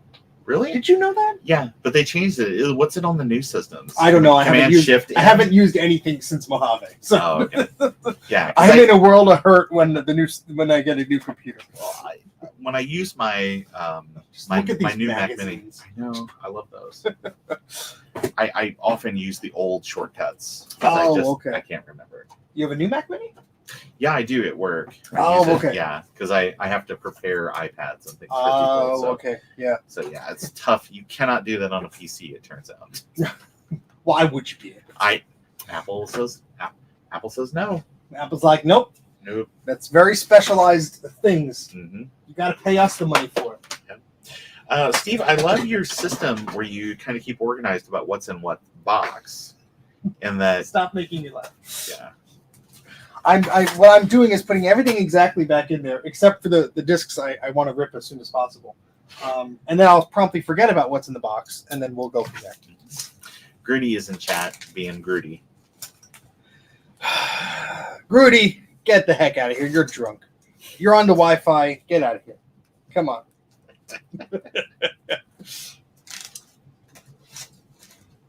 Does anybody know of a book for Mac noobs? I'm still learning. I would get. Well, it depends on what operating system, Rudy. Are you talking about the modern operating systems, the fairly modern, or like the 68K and System 7, System 8 stuff? Because there are some great Mac for Dummies books on the Internet Archive that are readily available for you to either borrow or just download. That's where I would start for the vintage stuff, Rudy. If you want to learn about the history of like Apple Computer, kind of in those early days, Steve and I were talking about Andy Hertzfeld's book. Oh yeah, which is a lot of fun stories in there. Yeah. We have like an actor's studio type. Yeah, folklore.org. We need it's coffee talk. We gotta. So where's the flux? Exactly. Glug. But that's a really good book if you want to learn a little bit of something about where Apple started as a company, what their early corporate culture was kind of like, and how the Mac could have went a completely different direction. Oh yeah. With that, and I can't remember the name of the platform, but it did come out. But it was basically all about word processing. It wasn't about the cat was it the MCAT? It was something. So it was Canon. Was it Canon? Yeah, Canon eventually came out with it. But yeah, because the whole thing was about it would remember kind of how you would type things, and you could hit the spacebar and it would go back whole words, and then allow you to fast forward and rewind in your document. It's really interesting because Andy does kind of a great breakdown of what that hardware was, and then there's actually a little documentary on YouTube where you can go and check that out too. Canon Cat. Yep. Canon Cat. Okay, great. I knew there was a cat in there somewhere. And so, Rudy, I was answering your question from a perspective of knowing how to use the Mac OS. But if you're talking about historical stuff, then yeah, that's a whole other ballgame. But archive.org is the internet version of that site. It's worth checking out. It's a lot of fun. Yeah, there's a lot of. I would just spend time just like reading. Like if I had like 10 minutes, I'll just go to read one of the stories. I think that would be like such an amazing time to be involved with Apple, but then also such a tumultuous. Yeah. Do I leave? Do I stay? You know, because there's lots of those people like employee number 3 kind of folks like, I'm out of here. That were just like, I'm going to go do something else. And even like Andy Hertzfeld and those other guys left because they were just like, I've done everything I want to do here, and I want to break out and do stuff on my own. They went on to like Radius, and, General Magic, and all these places that. You have these people that were insanely talented at Apple, and they went on to do other insanely talented things. And Andy was at Google for a while, I think. Yeah. He's a little bit everywhere. And like Burrell, Oh yeah, like Morel like bounced around everywhere. But on the Commodore side, I think it's an Atari and Commodore side, is it was so cool that all the people left Atari and went to go form Commodore, and then you had the Amiga division, or it was or there was Atari people that left to go to Amiga, and then Commodore acquired Amiga. I'm saying this incorrectly. But basically it was like one big circle. Latest video, he has a little graph. He does. Okay, yeah. Because I'm like, how do I know this too? Oh wait. Yeah, I can't remember where I'd heard. I need to watch his because this is about the Amiga 1000 or something. Yeah, I saw that he posted it, but I need to watch it too. Yeah, the 1000 sucks. I'm just gonna lay it on out there. The 500 is a better machine. 600 is that the confusing naming scheme that they would have? Yeah, because the 1000's the first, and then it's the 500 came out later, and then 600 and 2000 and all that. So do you know anybody who's got a Mac recently or a Amiga recently? Any new Amigas? Well, I have one that I'm holding on to for a friend. Okay. So it might end up mine, but it will most likely end up back with him. So the friend that gave me this box of stuff, since he's relocating, he gave me like a van full. I mean a van full. Ron saw it. And a lot of cool stuff, and they're not going to go over everything, but there is an Amiga, but the thing is he's moving, and he'll come back in this area eventually, and he'd like to get some of the stuff, but some of the stuff he was like, I don't care for it anymore, I don't want it anymore. And so an Amiga, I think it's a 1000 or 2000. There was zeros. Yeah. That's all I knew. And then there's an old 386 in there. There's a few cool things. And isn't it Zenith or something, or who made it? It was Magnavox. Magnavox. Yeah, it was something you didn't really expect to see on a brand. Magnavox. Yeah. Sorny, Panaphonic, all the best brands. Oh, did you buy the Woz business card that was like $1 billion on that crazy auction site? You don't go for that sort of stuff? No, because you can just call his people, and his people will just tell you he's not going to talk to you either. So I'm not sure. I mean, he used to just give those out all the time. Yeah, I have assigned like one sheet of Apple II schematics by him, because you used to be able to go to a website before computers got cool again. Like, and Woz just had this website where he would just sign anything. And so, I mean, yes, it's cool to have a personal attachment of something and then he signed it or whatever. Yeah. That's great. But like, I have that. And then I was at the Engadget show one of these years ago, 2010, 2011, they had in New York, and he was a guest there. And afterwards they had people like queue around and you could sign, have him sign stuff. And he signed, I just happened to have an ADB mouse in the back of my car. And as we're leaving the parking area where we parked the parking garage, because it's New York, you can't just park in the street without getting towed.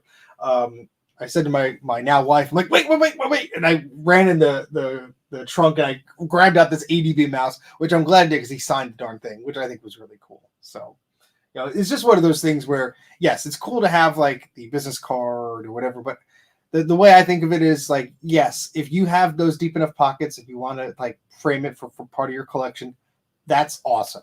But that's out of my price range and out of my direct interest, Yeah, that's true. If it was like some sort of engineering document or something that needed to be archived or had some cool information in there, I think it held a little bit more value. Of course, business cards are cool too. I'd love to have Steve Jobs' business card and Woz's and Ronald Wayne's business card. Yes, but I really want to get Steve Martin's business card because it says, like, this card is proof that to paraphrase, it's like this card is proof that you met me and you found the experience pleasant, basically.